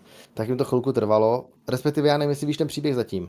Ne, nevím, tak klidně. Jo, tak oni oznámili, že to budou dělat, pak to 2 roky vyvíjeli, to jsem ještě točil na YouTube, potom to asi někdy od roku 2015 nebo 16 to dělali. A pak najednou řekli, že už to mají těsně před vydáním, ale že je koupil Riot Games. Takže oni je koupili Riot Games a že jako dostávají velkou jako investici a že vlastně jako to bude ještě větší. A najednou tam nabrali nový lidi, začíná tam dělat jako víc a že to tam musí restartovat, že to musí dělat teda úplně jinak, protože to dělají úplně s jinou technologií, jako díky Riotu. No a normálně celý to podělalo, Riot to normálně nedovolil vydat. A pak to skončilo tím, že myslím, že před rokem, nebo nedávno, před rokem to ukončili. Riot řekl, že to končí, ten projekt, že ho ní nevydají, že měli prostě udělanou nějakou jako betu, nebo nějakou jako prostě jako early access, ale že ho jako nikdo ani neviděl, jakože myslím jako z veřejnosti. No a že to jako nebude, že se to prostě, že to nefungovalo, ta hra, takže prostě ruší ten projekt. No a ten majitel, který to jako udělal, tak normálně to bylo hustý, že se domluvil s Riot Games, odkoupil si na to znovu práva, na tu hru, kterou on vymyslel a kterou jim prodal, tak si odkoupil práva. Teď řekl, že jako to odkoupil ty práva, že to jde dělat teda sám, nebo jako ze svojí to, a že to vydá, i když to má bugy. Že ví, že to má bugy, ale že to vydá a že tam dá prostě módy a že lidi to budou moc modovat a že prostě potřebuje komunitu, která mu s tím pomůže a že doufá, že jako to společně dotáhnou. A teďka to vydal, no, to trvalo třeba 4 roku, že už to nebylo tak dlouho a teď to vydal. No tak to já si budu muset zahrát. Chtěl jsem se ještě vrátit k tomu, jak jsme řešili, jsme trošku odbočili do těch her, tu tvoji psychickou odolnost a pohodu, co i nějaký jako zdravý životní styl nebo něco takového, jako řešíš něco v tomhle ohledu jako mimo tu psychologickou složku tvojí osobnosti. No, jako, tak snažím se cvičit. Teďka teda jsem začal, co se týče, jakmile jsem narodil dvojčata a už jsem začal vnímat, že vlastně jako té energie potřebuju fakt víc a víc na ty děti. Jo, a to bylo jenom na začátku. Tak jsem začal vnímat to, že je potřeba jako se na to připravit nebo začít něco se sebou dělat, že to asi jako tím, že budu tady jako se u počítače nebo jako prostě, že zůstanu takový, jaký jsem, tak to jako úplně nepomůže. Takže jsem začal trošku víc hýbat, snažím se jako držet kroky, jídlo a jako myslím si, že to funguje, že energie mám víc, že mám takovou jako i lepší hlavu z toho a všeobecně, že teďka jak je to téma prostě longevity, tak vlastně mě to zajímá, protože samozřejmě je to něco, že jako, ne, že bych tady chtěl být jako 150 let, ale spíš chci, aby i ten starší věk, kterýho se třeba možná, když budu mít štěstí, dožiju, tak bude jako plnohodnotný, no, abych prostě neskončil s nějakým tady jako zdravotním problémem. Je zajímavý, kolik lidí to teď jako řeší. Já to vlastně řeším taky tak nějak, no, docela dost. Mám na to podobný pohled a já jsem si mimochodem, mám tady ve studiu jenom jako jedna z mnoha věcí, kterou teď dělám, mimo taky jídlo, spánky a takovýhle tyhle všechny věci. Tak tady mám trenažér, cyklotrenažér prostě, že občas jedu na cyklotrenažér. A takhle jsem na něm tady jel, to už někdy, nevím, půl roku zpátky, jsem na něm tady jel a nějak mi to nebavilo prostě ten den, jo. Tak říkám, ty kráso, fakt by mi zajímalo, jaký to má vlastně vliv tady to, že se jako snažíš, víš, jako líp jíst, více hejbat a tohle obecně jako směřovat k tomu zdravějšímu životnímu stylu. Jak moc jako pozitivní vliv to má a jak moc velký vliv mají třeba nějaký genetický predispozice, jo? Zjišťoval jsi někdy něco takového? Hele, má to velký vliv, určitě. Velký vliv to má. Já teďko nevím, kolik přesně jako procent to je, ale je to jako extrémní, jako vysoký číslo. Jako tuším, že to jsou vyšší desítky procent. Teď fakt, omlouvám se, teď si to nevybavím přesně, ale vím, že mi to úplně překvapilo. Že mi to jako strašně překvapilo, že jako genetický jako predispozice nebo nějaký že to je zlomek, prostě malý jednotky procent, prostě který ti ovlivní to, jak dlouho aktivně jako bez nějakých nemocí a takhle budeš jako schopnej fungovat a tím, že prostě budeš tomu životu přistupovat dobře, tak jak moc, jak hodně ti to prostě pomůže, no. Takže... Ale i ty psychické věci. Víš, takový to, jako ne nadarmo prostě lidi v Japonsku, kteří prostě mají to, že se starají, mají nějaký, že poselství, ale mají něco, jako pečují o něco, mají prostě nějakou zálibu. Dost často tam bývá spojený s těma bonzajema, nebo s tím, že prostě mají nějakou svoji zahrádku, nebo se něčemu prostě věnujou. Tak se dožívají prostě nejvyššího věku. Jo? A to je prostě dokázaný, statisticky. Jo? Že prostě... Blue Zones, že jo, nevím, jestli na Netflixu, nebo jak... Jo. Že prostě, přesně. A že prostě jako lidi, co mají nějakou zálibu, nebo nějaký koníček, a kterýmu se věnujou, ať už to je cokoliv, jo, jakože, tak prostě jim to zaměstnává tu hlavu a tím pádem i to tělo prostě se drží v nějakým jako tempu, rytmu, ve střehu a vlastně jako funguje to. Jo? Že to není, že jako není to jenom o tom, že jako musíš jako cvičit, nebo musíš jako tady ujet nějaký výkon, nebo prostě jo, vystavovat se nějakým jako prostě šoku nebo něco, extrémům, ale fakt stačí ti i prostě jenom to, že jsi jako aktivní, no. A to jako za mě to je možná i ta změna mindsetu, která dřív byla jako, že jo, že cvičím proto, abych byl jako hezký nebo hezčí, hubenější a tak. Ale dneska už je to trochu jinak a myslím si, že to je o tom, jako cvičím proto, abych mohl být pořád aktivní a mohl jsem být jako, prostě mohl jsem vzdávat třeba tkaničky, jo, jako takováhle blbost, která ti jako mladýmu přijde vlastně, to je pá, jako proč bych to dělal, tak ale v tom budoucnu se ti jako vlastně odrazí tady v tomhle. Říkáš to úplně správně a vlastně i já to takhle v hlavě mám nastavený. Přesně to je ten mindset, který já teď v hlavě mám. Já se snažím jakoby teďkon fungovat ve všech možných jako ohledech, co se týče přesně zdravého životního stylu, když to zaobalím do tady té jedné kategorie. Ne proto, abych zhubnul, což je mimochodem vedlejší efekt, že jsem od září zhubnul, já nevím, 8, já nevím kolik, 6. Nevím, není to pro mě ta priorita jako hubnout, pro mě je priorita jako žít zdravě, abych mohl fungovat, aby jsem jako fungoval co možná nejlíp, co možná nejdýl. A jak jsi zmiňoval ty záliby, tak vím, že hodně si o tom jakoby zjišťuju, něco jsem si o tom přečetl, nějaký knížky, já si teda hlavně čtu knížky o hlavě, já nejsem tak vyrovnaný jako ty, ale snažím se s tím něco dělat a tak, ale jedna z věcí, která tam je taky zmiňovaná často, mimochodem jenom jako tip pro lidi, co poslouchají, tak ano, to přesně co říkáš, takový to mít to něco svýho, čemu se jako věnuješ a tohle to je taky dobrý. A jedna z věcí, která mimo tady jídlo, spánek, prostě pohyb a podobně, tak je i jako sociální vazby, sociální kontakt a jakoby udržování tady těch jako, víš, mít nějaký... No to jsme zpátky u toho, že jo, proč ta rodina je důležitá. No, ta rodina je prostě důležitá.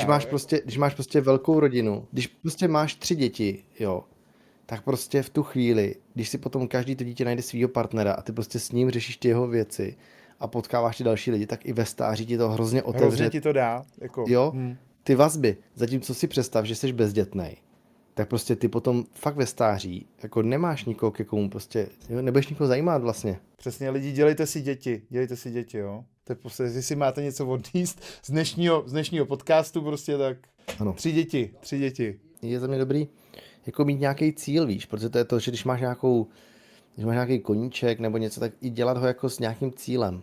Jo, prostě když se staráš o tu zahradu, tak prostě to děláš s cílem toho, že prostě aby se tam těm rostlinám dařilo. Když prostě máš nějaký koníček, já nevím, sbírání tady, já nevím, třeba mám sbírání Pokémonů, tak prostě to dělám s nějakým cílem, že prostě chci ty Pokémony tady nazbírat, jo. A vlastně je to něco, že máš ten cíl a že to děláš s nějakým takovýmhle jako cílem je taky extrémně důležitý. No a Pokémoni jsou pro tebe jako koníček, anebo to je spíš jako v rámci investic?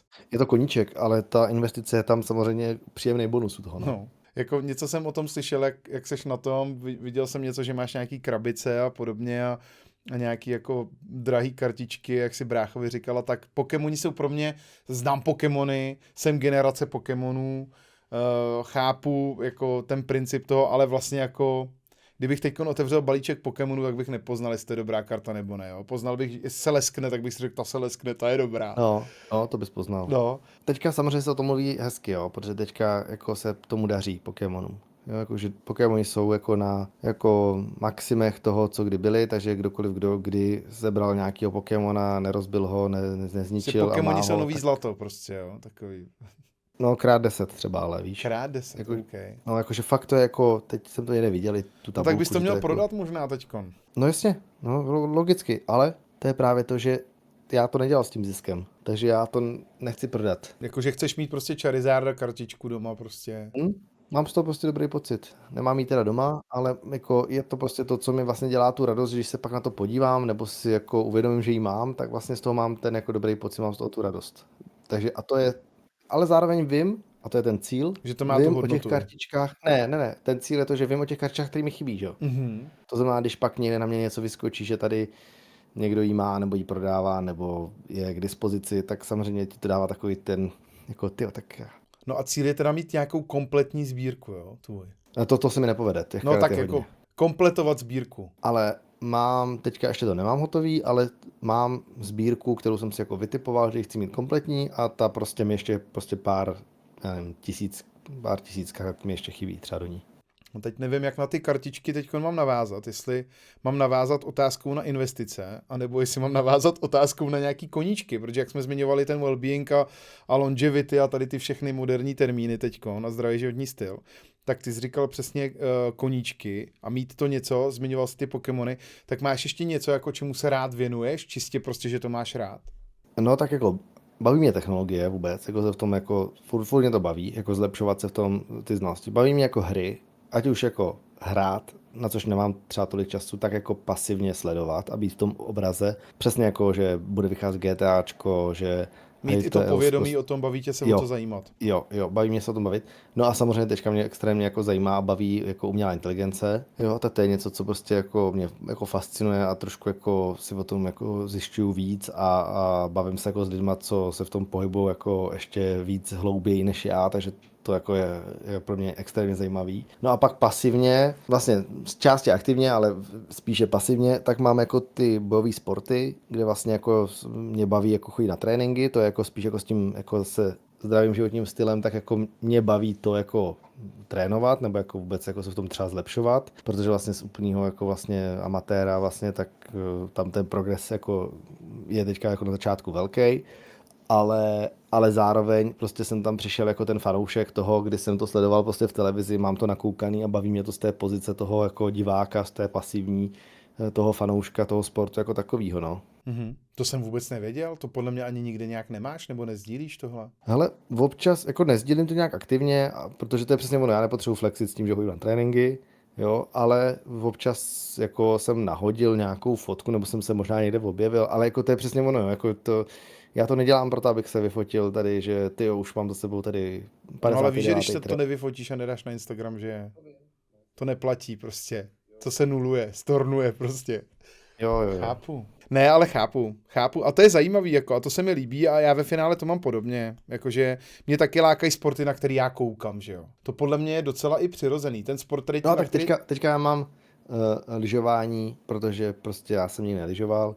A teďka Davidek se učí na lyžích, takže já mám to, že se teďka taky naučit na lyžích pořádně. Prostě, abys mu mohl jít takový příkladem, aby se mohl... No tak hlavně abych mohl jezdit s ním. No jasně. Pak máme bruslení, že jo, tak jako umím jako jezdit na bruslích, ale ne jako tak, že bych jako prostě mohl dělat krasobruslení, ale prostě zase no, tak je to něco, co, no chci se naučit, abych zase mohl být ten parťák jeho. Hele, my se známe dlouho, známe se fakt dlouho podle mě, ale vlastně já si nevybavuju a jako spoustakrát jsme se spolu bavili, spoustakrát jsme spolu někde byli na nějakých přesně akcích v Americe, ve Vegas, tohle, prostě a tak, jakože známe se docela dobře, podle mě, no minimálně jeden čas, jak jsem říkal, jsme se jde a vlastně nikdy jsme se nebavili o tvých rodičích. A ty jsi o tom sám vlastně ani nikdy nemluvil. A teď jako úplně otevřeně říkám, že se na to neptám jako kvůli podcastu, že ve finále, když o tom nebudeš chtít mluvit, nebo když by si třeba chtěl, nebo když bychom třeba někdy o tom pokecali mi, protože teď se ptám čistě, že to jako zajímá mě, že vlastně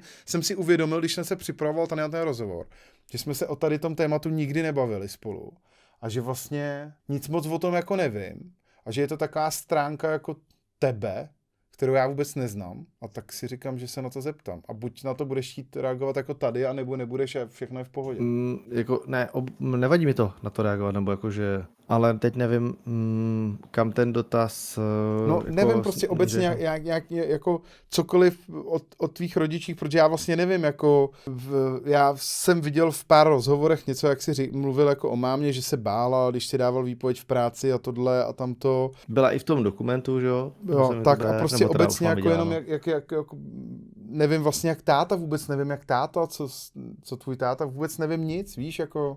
Jo, no tak s tátou, tak protože s tátou, máma se rozvedla s tátou, když mi bylo, no nevím, myslím, že to bylo na základce ještě. Muselo být někde v 9. třídě třeba možná už jsem byl v prváku, teď nevím. Takže pak jsem se s ním vídal jenom o prázdninách, se odstěhoval a vlastně pak jsme se nevídali a pak táta vlastně zemřel, takže jako vlastně nebylo moc o čem jako mluvit nikdy, proto ani se nemohlo objevit v žádném videu nebo v ničem takovém, to bylo ještě předtím, než jsem se vůbec přestěhoval do Prahy, ještě když jsem bydlel v Brně, takže vlastně jako proto vlastně jsem ani neměl vlastně žádný vzpomínky, že stejně jako když jsme spolu nikdy neřešili vlastně základku nebo něco takového, protože tím, že jsem se přestěhoval vlastně z Brna do Prahy, tak vlastně ty vazby s těma kámošema v Brně jsem vlastně přetrhal, což vlastně bývá taky dost často to, kde ty lidi mají ty nejsilnější vazby, jsou ty vlastně spolužáci z těch základek, protože s těma pak třeba dál vyrůstají, že řeší stejné věci, protože jsou to vrstevníci a tak já jsem to neměl. No a máma, tak ta normálně se ve videích občas i objevovala, že jo, protože s ní jsem měl i to video, jako mami, dostal jsem tlačítko, byla i v tom dokumentu, kde vlastně o mě mluvila, byla i na té premiéře a všechno. Vlastně jsme jí s bráchou pomáhali se přestěhovat vlastně i do Prahy tenkrát, potom z Brna, když se rozešla s přítelem, který ho měla. A vlastně bylo to i takový, že nějakou dobu u mě i bydlela, vlastně když se pak přestěhovala do Prahy, takže to bylo dobrý. Vlastně jsem jí mohl takhle i zpětně pomoct. No a potom to se stalo po covidu, se jí vrátila znova rakovina a vlastně já jsem to i sdílel na Instagramu, že vlastně máma zemřela, protože jsem to bral tak, že ty lidi vlastně vnímali, že vlastně jako to jsem sdílel vlastně s těma fanouškama, ten příběh, protože vlastně i když si vzpomeneš tak ty charitativní streamy, co byly pro ten brněnský onkologický ústav, co jsem dělal, tak vlastně bylo vlastně na základě toho, že tam tenkrát mámu vlastně jako vyléčili, i přesto, že se jí to pak vrátilo. Jo, takže to vlastně bylo jako tady kvůli tomu. No, takže jakoby to je ten příběh a proč jsem o nich nikdy nemluvil. Spíš jsem zase si říkal, jako, co by to těm lidem vlastně jako dalo, no. Jakoby neměl jsem tam nic, jako, co by bylo, jako není tam nic, že bych třeba jako tátu neznal, nebo jo, jakože tyhle věci, ale tím, že nebyl součástí toho mýho života a potom už tolik, tak vlastně jako jsem neměl důvod se k tomu tolik vracet, no asi. No a tady pak, když se dějou tady ty věci, tak samozřejmě je dobrý potom, přesně jak jsi zmiňoval, mít potom ty lidi okolo, že jo. Mít ty sourozence a... Zároveň přijde dobrý nebo důležitý o tom mluvit, protože je to součást života. Jo, jakože prostě ta smrt, lidi to občas nemají rádi o tom mluvit, ale vlastně jako k tomu životu to patří. Je to jako silný moment v životě, setkat se se smrtí, zvlášť někoho blízkého. A hodně bych to přirovnal k tomu, když se ti narodí dítě.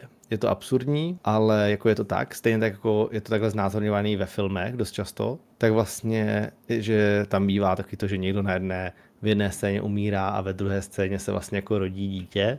Bývá to dost často používaný, tak si myslím, že to je tady z toho důvodu.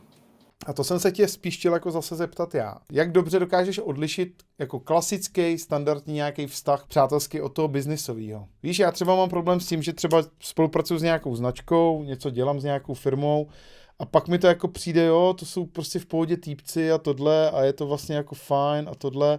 A občas potom jako jsou nějaký situace, kdy se to potom projeví, že vlastně stejně to byla jakoby práce a spíš to jenom tak na mě působilo a občas si říkám, že tohle to neumím úplně správně navnímat. Tak mi zajímalo, jak to vním, jako jestli ty tohle to umíš navnímat, jestli jako dokážeš fakt jako 100% rozlišovat biznisový vztah a vztah jakoby na přátelský úrovni. No tak co se týče k firmě, jakož když beru jako spolupráci, tak vždycky je to biznisový vztah. Tam se to nikdy nepřerostlo v přátelství. A nikdy ti to nesklouzne jako do toho, že si řekneš, jo, Ne.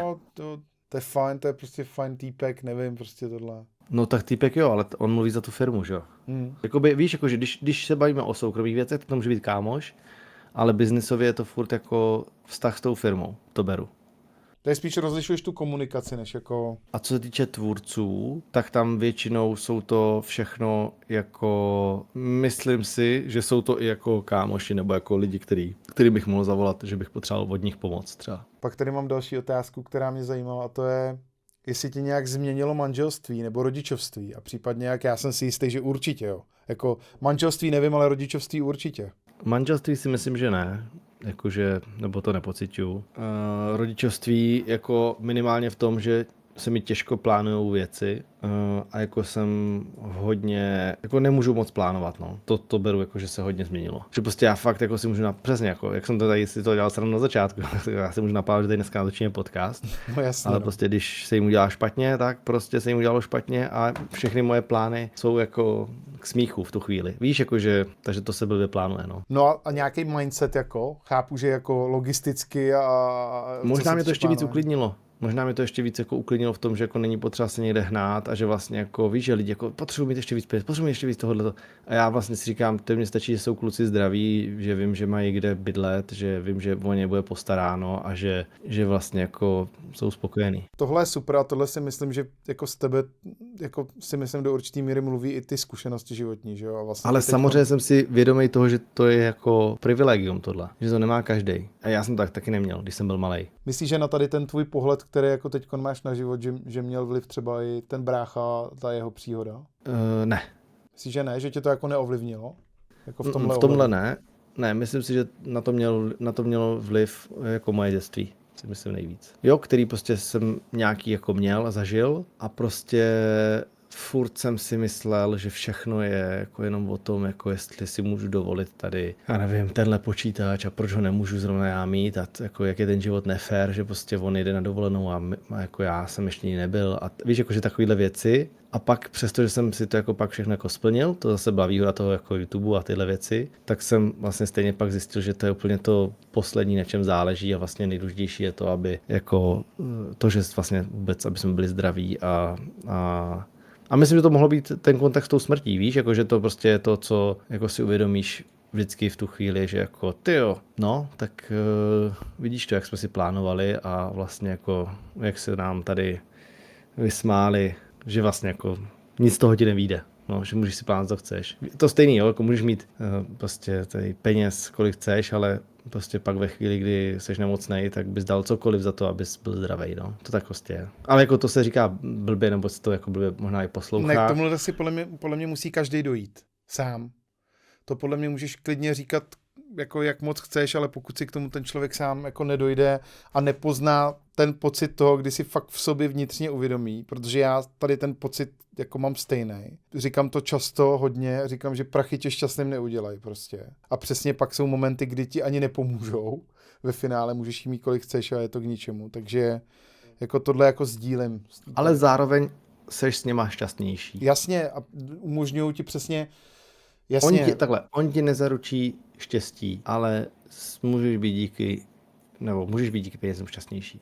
Co jsi považoval úspěch jako dřív? A co třeba považuješ jako úspěch teď? Hele, dřív jsem to bral hodně na ty čísla, jo, jakože bral jsem úspěch, kolik mám peněz, kolik zhlédnutí udělalo nějaký video, kolik odběratelů jsem měl na YouTube, víš, jakože kolik mi přibylo za měsíc odběratelů a tyhle ty věci prostě byly jako vždycky pro mě jako nějaký úspěch nebo měření toho úspěchu a vlastně mě jako i uspokojovali v tomhle. A dneska vlastně zase bude to možná znít jako klišé, no, ale prostě fakt jako já se vždycky úplně rozteču, když jako ráno Davídek prostě po té, co se probudíme a mně se nechce prostě z postele a on mě donutí, že máme jít jako do obyváku, tak tam prostě přijdem a on prostě si dá nějakou snídaní nebo jako něco, nebo mlíko a tohle. A pak řekne, táto, já si chci s tebou hrát. A to prostě si říkám, ty vole, a teď je to tak easy, že prostě můžu to splnit, víš, jakože si říkám, to je prostě bomba, jako takováhle, a je to blbost, jakoby, ale se mnou to nikdo takhle neměl. Víš, jako já jsem si chtěl taky vždycky s každým hrát, ale vlastně vždycky to bylo, ne, tohle nemůžeš, tamhle to nemůžeš, tohle nejde. A tady prostě jako, jasně, pojď, tak jdem. A vlastně jako super, že můžu. A to je to, co mě na tom vlastně baví, no. A teď to možná zase, jo, jakože, že třeba jako pak jako to dítě rozmazlí, že a tak. Já tohle seru. Víš, mě to jako, vlastně mě to je úplně jedno. Jakože já si to totiž nemyslím. Protože on taky pochopí, že ty věci, že pak je to o těch vztazích, protože pak stejně vidíš, že prostě se probudí ty dvojčata, přijdou a prostě najednou tam začne ten jejich souboj a vlastně jako já chci tohle, já chci tamhle to, ne, já chci tohle a vlastně musí to jako vydobít, no. Tak jako mě to baví tohle. No co bys říkal na to, kdyby se jednou některý z tvých 3 synů, minimálně zatím jenom 3, chtěl vydat jako podobnou cestou, jako ses vydal před těma x lety ty? No jako hodně bych se tomu divil. Možná bych mu to zkusil trošku vymluvit, nebo mu říct jako ten svůj pohled na to. Na druhou stranu, kdyby se zatím stál, tak jako asi proč ne? Jakože nevadilo by mi to. Já to teda vnímám stejně, mě by to taky nevadilo. Ať si dělají, co potřebují a co chtějí a co je baví a co... Já to teda vždycky říkám já dětem. Hlavně dělejte, co vás baví. Hlavně dělejte, co vás baví prostě. No a to je ve všem, víš, jakože, protože ve chvíli budeš dělat to, co tě baví, a zase je to klišé, ve chvíli budeš dělat to, co tě baví, tak to budeš dělat i v tu chvíli, kdy si tě do toho nebude chtít, protože ti to bude bavit. Protože v tu chvíli ti to zlepší tu náladu. A jako nejlíp to připodobně k těm hrám. Hraní her lidi baví, jo, většinou proto to dělají, logicky. Ale když jsi nemocnej a je ti špatně a fakt se ti nechce ta hra hrát, to už musí být sakra nemocnej. No jasně. Ale ve chvíli, kdy ta nemoc už trošku odstupuje, tak první, co jdeš dělat, je to, že řekneš, hele, jsem sice nemocnej, ale můžu být doma a jdu si teda zahrát. Takže evidentně to baví. A ve chvíli, kdy to docílíš v tom, co děláš, jako ať už je to práce, nebo ten koníček, nebo ta investice, ať už máš cokoliv, tam budeš mít i tady tu zábavu. Tak to budeš dělat kdykoliv, i když si ti v tom nebude dařit, nebo ti nebude zrovna dobře. A budeš tam utíkat do tohohle prostředí v ten moment, kdy se jinde nebudeš cítit dobře. Je to tak? Hele, poslední 3 otázky od fanoušku. Poslední 3 otázky. Nina se ptá. Já to musím říct hlasem Niny prostě teď. Ahoj, zaujímalo by ma, či sa Jirka ešte niekedy stretáva, alebo si len sem tam napíše, s gamerom. Boli ste jednoznačne ikonická dvojka CZSK YouTube, tak by ma veľmi potešilo, že ste stále v kontakte. Můžu tě potěšit, zrovna nedávno, asi před Vánocema to bylo, takže to už je měsíc minimálně, tak jsme se viděli. Jsme v kontaktu a občas si napíšem, dneska jsem se s ním zrovna psal a občas se ji potkáme, no, když má gameři čas, on je dost zaneprázdněnej. Ty jsi říkal vlastně na začátku, mě to teda zajímalo taky, proto jsem tu otázku vybral, protože jsem to vlastně nevěděl, jak moc jste vy v kontaktu. Ale jako míň než předtím, že jo. Dřív jsme se bavili každý den, jakože fakt každý den. Jste s gamerem jako byli podle mě úplně nejvíc jako takhle. Jakože já si pamatuju, že to bylo fakt tak, že i když jsme stříhali videa, tak jsme prostě byli spolu v roomce, aby jsme si mohli jen tak něco říct, třeba kdyby někdo něco chtěl. Lubor se ptá, Jirka vypadal na internetu vždycky jako vzor slušňáka, takže by mě zajímala nějaká jeho historka, když se takzvaně urval, případně nějaký průšvih, co provedl. No ty kráso. A kde mám začít? Vybírá z nepřeberného množství situací. Mám začít s nějakou historkou, kde je i Pedro? Ne, to nemusíš. Naší příhodu z Vegas třeba, jako když jsme hráli do 6 do rána ruletu, tu bych nezmiňoval. No, takže třeba tady ta, nebo co bych mohl říct s tebou ještě za historku? No, nějakou musíš dát, tak jde nějakou úplně jako nejmíň zajímavou, víš co? Jako hodně historik, já teďka už nepiju vůbec, jo. A hodně historik začíná tím, a to vám řeknu, jako málo která historka začíná tím, že byli jsme doma a jedli jsme špenát. Jasně. S knedlíkem. Většina těch historik začíná tak, že to jsme takhle jednou řekli, že jdeme na jeden drink. No jako mám zajímavé historky, prostě jsem se najednou probral někde a vůbec jsem nevěděl, kde jsem třeba, že jo. To se mi stávalo taky občas. A když si vzpomínám, tak já nevím, kdo tam byl tenkrát, jo, ale i v takové té době jako youtuberské, tak se mi stalo, že jsem se probudil u sebe doma. A tam bylo třeba dalších 6 youtuberů vlastně. No. A to byl tenkrát, já nevím, jestli to byl i House, myslím tenkrát. A já říkám, tyjo, co tady dělají? a proč jsou tady tři z nich, proč jsou se mnou tady v posteli, ne? A bylo to prostě taky úplně divný, ale no tak takovýhle prostě historky. Tak tam ale jsem jako určitě nebyl. Nejhorší, ne, ty jsi nebyl v posteli, ty jsi spal na gauči. Nejhorší historka, co mám, jako by takováhle, že jsem měl jako blackout. A tu jako nevím, jestli tady chci říkat. No, ale prostě tak jako se mi stalo tak, že jsem se pak probudil jako nahej u sebe v posteli naštěstí. A zjistil jsem, že mě musel kamarád Michal dotáhnout domů, osprchovat a dát do postele. Já jsem nebyl schopný chodit. A od té doby, jako nebo ne od téhle, ale jako od jisté doby, jsem si řekl, že vlastně jako ten alkohol je úplně zbytečný vlastně. Takže už si přesedlal prostě na něco ostřejšího. Ne, to ne. A jako právě, že a z drog mám obrovský respekt třeba. Chápu. Jako mám prostě strach z toho, že se může na tom stát člověk fakt rychle závislej. Jo, tak to je pravda. A v tomhle jsem zrovna takový, že mám pocit na sobě. Že máš tomu sklon, že by se stal závislým. Jo. Tohle já mám s tím hazardem totiž mimochodem. Já nemůžu takhle jako jít do kasína nebo něco. No to v tom Vegas, že jsme si to zkusili jako OK, kámo, ale tady v Čechách. Teď u té rulety, my jsme tam seděli do 6. No já to vím. Jsi tam byl se mnou nebo nebyl? My jsme tam byli my dva a oni nám furt nosili ty drinky. A nebo ty jsi šel pak to s nima? Ne, my jsme tam spolu byli na pokoji přece v té árii. No to vím, a já říkám, Jirko, kolik je? Ale pak jsem byl, počkej, ale pak jsem, a ty, 6 ráno Jirko, a já, aha. Jirko, co pak tu děláme? No. A já, počkej, ale jeden večer jsem tam byl sám? No nevím, a pak jsme tam řešili, ještě furt jsme se bavili o tom pokru a furt jsme to tam hrotili v tom autě, že už na nás byli ty kluci z toho Xboxu naštvaný, prostě, že furt meleme jenom o tom kasínu a tohle. No. Takže já v Čechách jako vůbec nikdy, jako vyhýbám se tomu, protože jako, prostě já bych nemohl třeba bydlet ve Vegas, podle mě, no. No to ty krásu, to vůbec. To prostě jako, já si to pamatuju do dneška, já ti říkám, kolik a ty, 6 ráno a já, ty krávo, tak to bychom asi měli. Jsme prostě hráli třeba 8 hodin tu ruletu, nebo prostě strašně dlouho. A podle mě jsme byli tak nějak 0-0, že jsme jako ani nic nevyhráli, nebo jsme spíš byli v mínusu. Ne, počkej, ne. Pamatuješ si to, ten večer, jak to dopadlo, ta ruleta? No jak to dopadlo?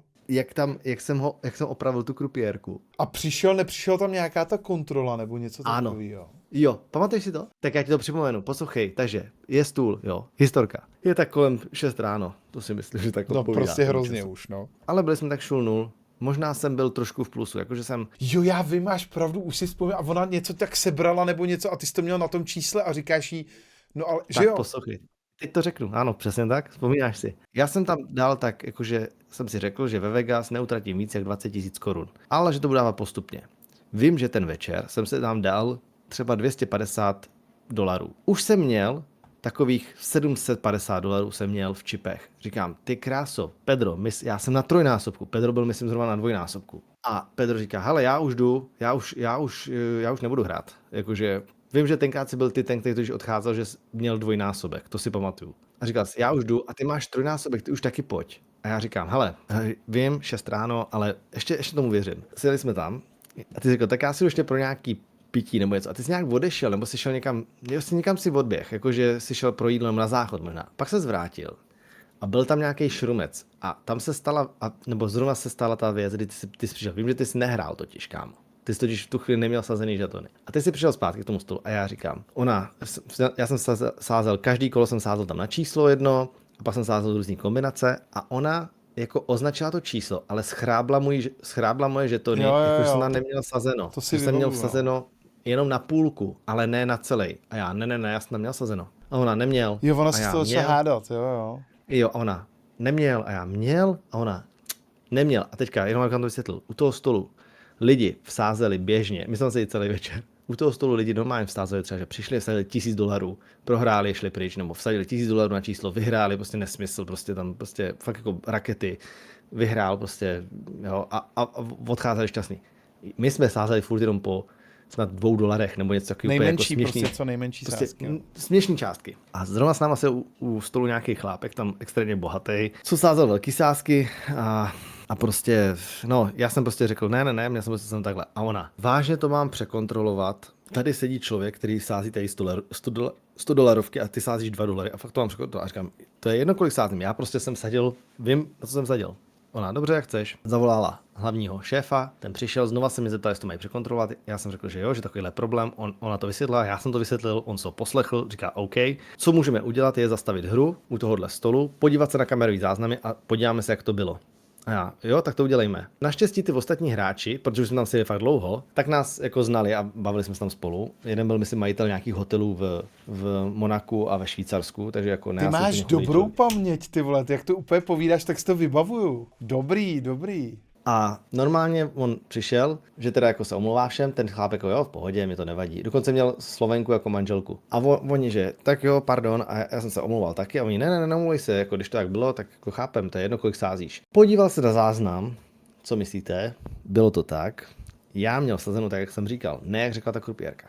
Ta se mohla nasrat. Ta byla úplně nasraná, protože to byla samozřejmě její chyba. On jí to řekl, že to je její chyba, že jako se to nemá opakovat, bylo jako, že docela dostala, jako i vím, že dostala jako docela servánu od toho jako manažera. Vsadili to zpátky a já místo toho, abych vyhrál teď $50, tak jsem vyhrál $80. Vlastně trapný, jo, zvlášť na ty poměry, co tam sázeli ty ostatní, to bylo hrozný.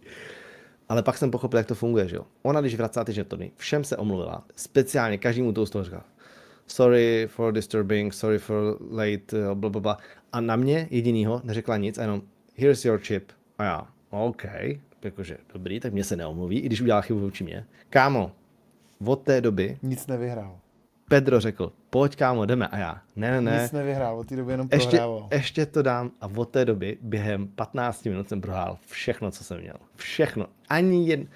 Prostě oni to nějak umí hodit, ty vole, já to nechápu. A to padaly čísla jako 0, třeba 2krát po sobě. Úplně divně to padalo, já si to pamatuju. A já, ty vole, to není možné, tak teď vyhraju. A tak já jsem začal zvyšovat ty sázky, no samozřejmě to nevyšlo, že jo. No, takže jsem všechno prohrál. A od té doby jsem řekl, to mě docela jako pomohlo, protože jsem od té doby řekl, OK, fakt to musí hrát jenom pro zábavu, protože ten krupier rozhoduje o tom, kdo vyhraje tu ruletu. Je to stejně zajímavý, protože ona tu kuličku hodí a ty pak sázíš. Jo, ona řekne, ty jsou otevřený sázky a pak, jakmile ta kulička se dotáčí, jakoby, tak ona uzavře ty sázky. Nechápu to taky, no, ale bylo to takhle, no. Je to tak. Hele, poslední dotaz tady mám od Lazaruse, který se ptá na něco, na co už si dneska vlastně v průběhu streamu, v průběhu podcastu odpověděl a ptá se, má v dnešní době ještě cenu začínat s YouTube tvorbou? 100%. A když se k tomu ten člověk odhodlá, začne a dosáhne už nějakého úspěchu, tak ať se mi pak ozve a můžeme to ještě vylepšit. Yes. Jakože určitě. Pěkný spolupráce jako... a videjka od Social Parku. No, ani ne, ale jako všeobecně prostě rád pomáhám lidem, co vím, že si ty rady vemou k srdci a začnou je aplikovat a pak se jim díky tomu začne dařit. Mám to radost, jako mám z toho pak radost. OK. Super, Jirko, ty kráso, bude za chvíli 1:45. Potom, co si ještě uspával děti, tak jsme tady točili 2,5 hodiny podcast, takže krásná práce. Tě nebudu zdržovat, jsem moc rád, že jsi přišel. Bylo to fakt skvělý, myslím si, že jsem se dozvěděl všechno, co jsem se chtěl dozvědět a doufám, že i lidi se o tobě třeba dozvěděli něco nového, že třeba tady padlo něco, co ještě nikdy nezaznělo, tak třeba to bude díky tomu zajímavé. Přišlo mi, že to bylo krátký. Krátký to bylo. Ale asi to bude tím, že to točím tady od sebe z domu. To je prostě výhoda Minecastu, rozumíš? To je prostě, v tom je to prostě exkluziv, že můžeš sedět doma. Nebudu se ptát, jak jsi oblečenej, předpokládám, že v obleku to nebude. Ne, normálně kraťasé tričko. No. A prostě pohodička, víš co? A psali jsme o tvým podcastu v našem newsletteru Clickbait. Jo. Teda vlastně, pardon, jmenuje se Clickbait, jo. Hezky, tyjo, tak to mám radost, tak to děkuji. Když to tenkrát spouštěl, že jsi měl s Gamerem ten první díl, já jsem to říkal i v našem podcastu teda, jo. Ale i v newsletteru jsme to dávali, že přišlo mi to zajímavý, že jako v Minecraftu, no. Neviděl jsem to. Ty brďo, tak to čumím, tak to děkuji, no. Tak to je super, tak to jsem ani nezaregistroval, ty brďo. No, protože nás neodebíráš asi. No, tak asi ne, no. Ale je to zdarma, je to zdravý, můžeš to tak dát. Já se na to mrknu. Každopádně, Jirko, fakt moc děkuju, bylo to fajn, já jsem pokecal, bavilo mi to, musíme taky někdy fakt se potkat někdy, no. Ale to je jako hodně moje, já vím, že mi vždycky říkáš, až pojedu do Prahy, ať se ozvu a já pak tam nějak nestíhám. Větší šance, že ty pojedeš do Prahy, než že já pojedu do Plzně. Tak, no. Je to tak. A hlavně, Bůh jestli bydlíš ještě v Plzni, že jo? No, to je právě, to je to, že jo, to se neví prostě. Každopádně ještě jednou teda moc děkuju, přeju hodně štěstí, zdraví, ať se ti daří s dětma, ať to zvládáte všechno v pohodě. No jasně, to by taky. Přeju i šťastnou volbu při rozhodování o případným dalším potomkovi. kdyby náhodou třeba někdy na to došlo, kdyby Kao do tebe jednou vybalila, že vlastně by tu holčičku ještě Jo, takhle. chtěla zkusit, že 3 kluci, jako aby doma na ní byli 4 kluci, počkej, to ještě přijde. To se připrav, kamaráde, ještě. Že aby, no dobře, ale co pak bude dělat? Tam není undo tlačítko, když... To není, já vím, že ne. No. Ale jako někdy to ty ženský prostě risknou. Co jako, no. Takže, a zase, hele, ani ty kluci nejsou tak špatný, ne? Jsou dobrý. Jsou dobrý. Kámo, hlavně to se ti vrátí, podle mě. Tak vidíš. Tak I tobě už dneska veme výstroj, ne? Jo, to je jasný. Víš, jako, že to už je takový to, když už začne být starší, tak už prostě, hele, vemi batoh. Jo, jasně, no. Hele, nic, nebudu zdržovat, ať si můžeš Mě nějak... nezdržuješ, mě to jenom zajímá. No. Já zítra taky vstávám, víš? Já zítra vstávám Jo, tak. v 6:15 nebo v 6, protože malej má trénink, že jo? Vezu na Já trénink. stávám v 6:15, protože malej prostě nespí, no. No, já chápu, no tak. Jo, tak hele, jako myslím si, že téma rodičovství jako věc, ve který bychom A si teď asi co je hodně lepší? Teď co přitakali. je lepší? Vstávat, protože jdeš na trénink, nebo vstávat, protože ten druhý nechce spát? No, máme obě varianty doma, můžu si vybrat klidně. S kterým dítětem a proč budu vstávat. Mám 2 varianty. Jedno dítě spí, jedno dítě takhle brzo vstá, prostě protože nespí a jedno dítě potřebuje na trénink. Takže jako můžu si vybrat. Hele, moc děkuju, pozdravuj všechny doma, pozdravuj Petra a doufám, že se někdy vidíme a moc děkuju za všechno a ať se ti daří. Pozdravuj paní Pedrovou. Díky, hele Jirko, měj se hezky zatím. Ahoj. Čau.